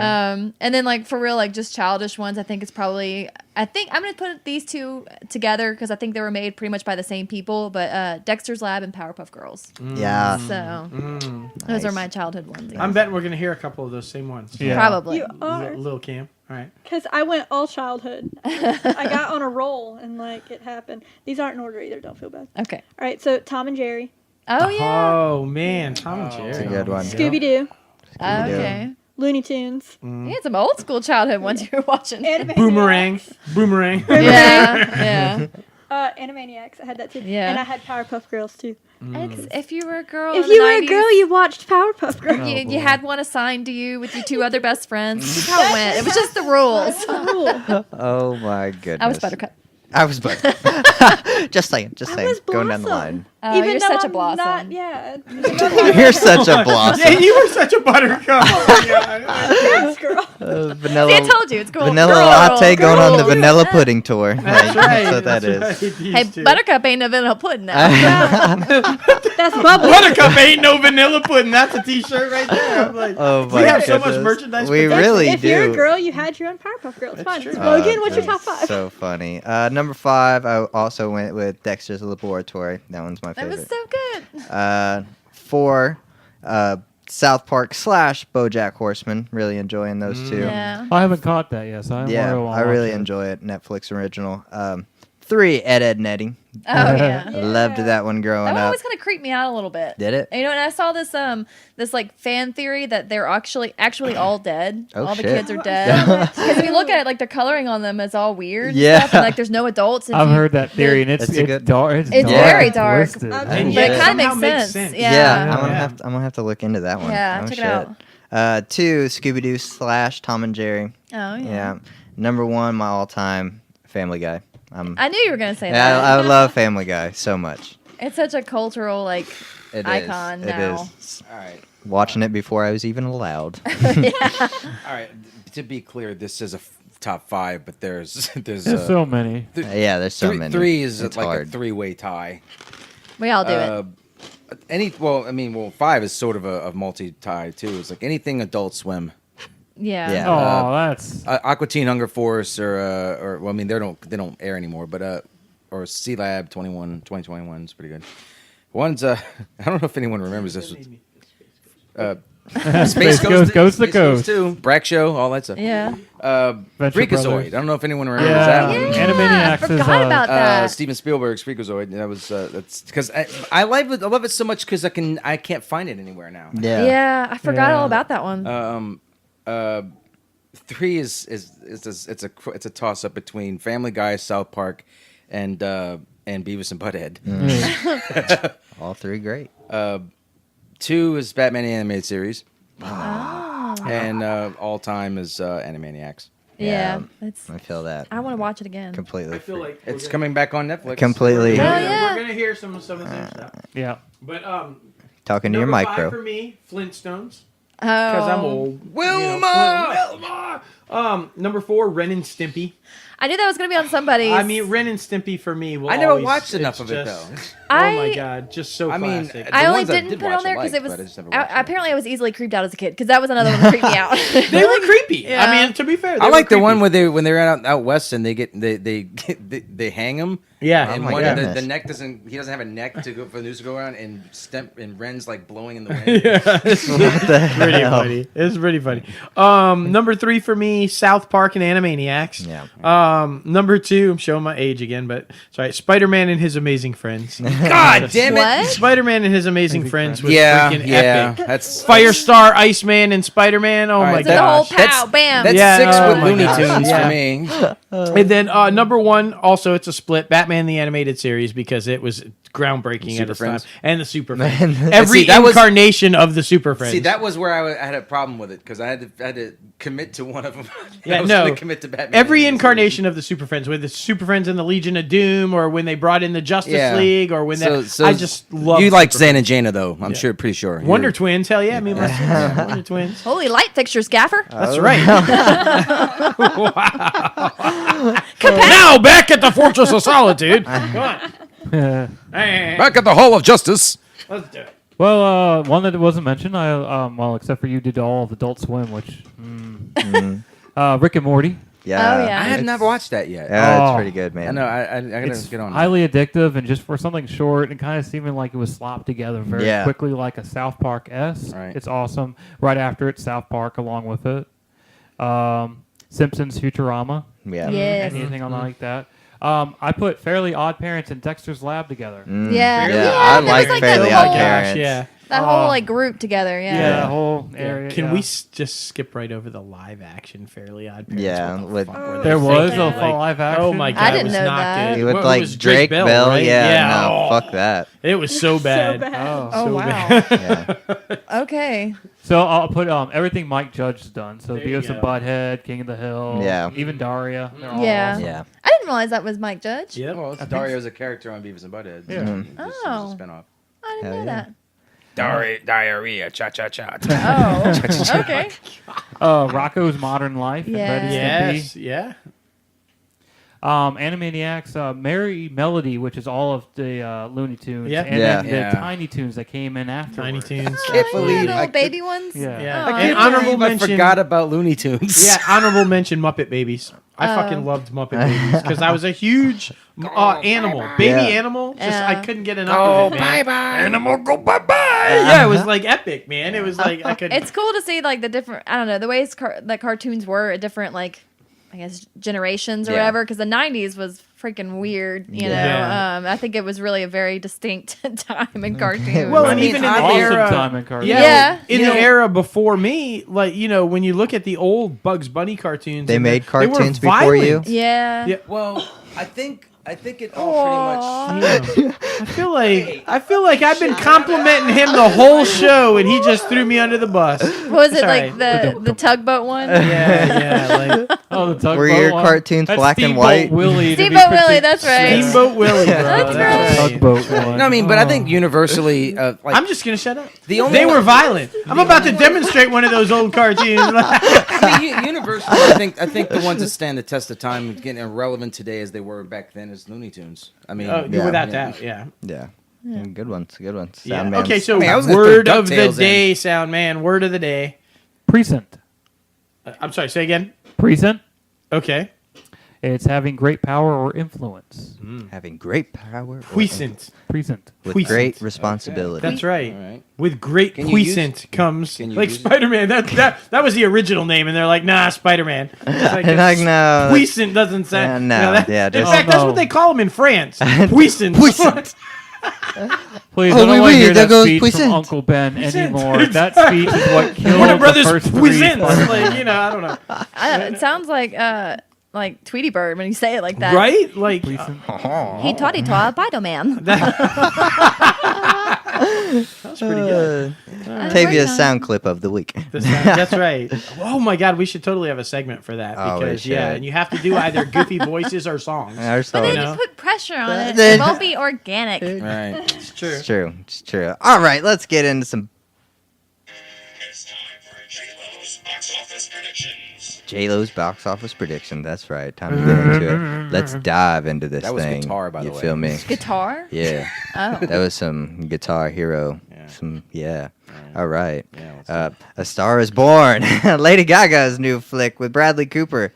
and Venom are coming out this week. Oh man, there's some Mr. Sam Medina, who was also on our show. Make sure to go back and listen to that episode. Fantastic guest, hilarious he's got a guy. little inside scoop on Venom. Yeah, he does. Some fun stuff from behind the scenes. So go listen to that. And stuff that's already out this week, A Simple Favor with Blake Lively and Anna Kendrick. That one looks really good. That one, yeah. Yeah, Life Itself, A House with a Clock in Its Walls. Got it. Yes. Boom. Yeah. There was a regular customer of mine at Starbucks that said he and his family went and saw that, and I was talking to him about how, like, you were saying that they need to change the name. And he was like, they really should. See?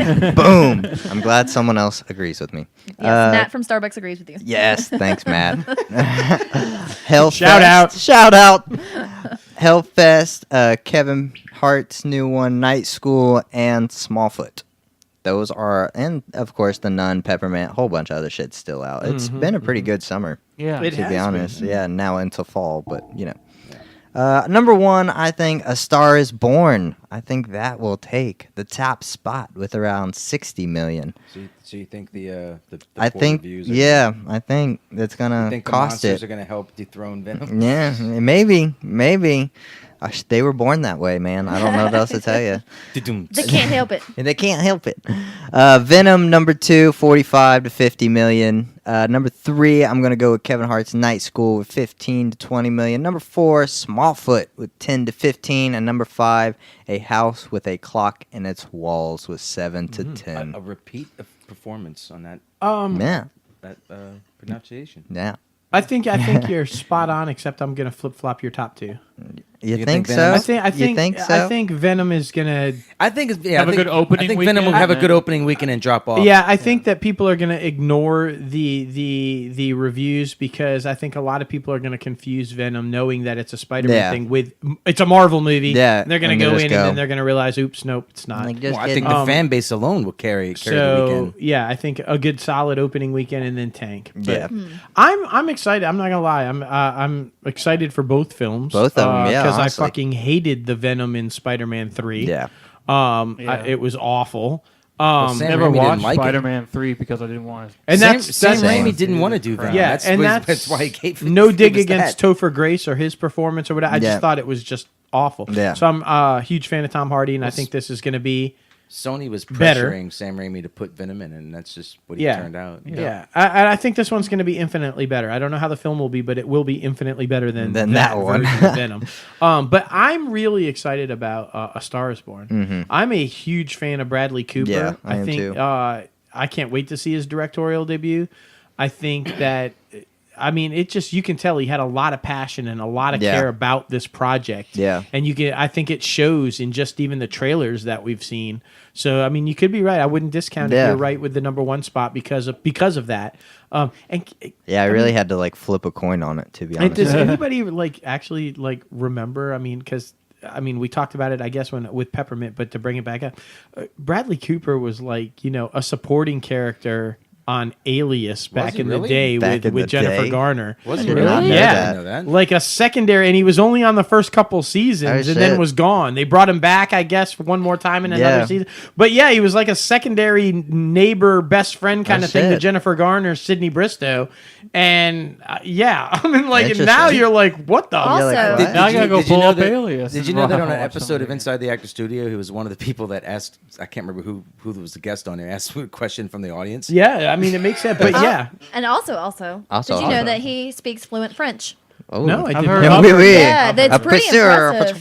Maybe he could not say like that. It's croissant actually or Croissant. A That croissant. also sound like the Pusin. car company. He did some kind of interview. It looked like with a French news station, and they asked him some questions in French, and then he started just responding Oh my totally goodness. like you can't even tell hardly at all that he's not natively French, and then even the anchors' faces were like, Oh, I mean, okay. he's ridiculously talented Yeah. guy, clearly. That's so awesome. I'm really pulling for A Star Is Born.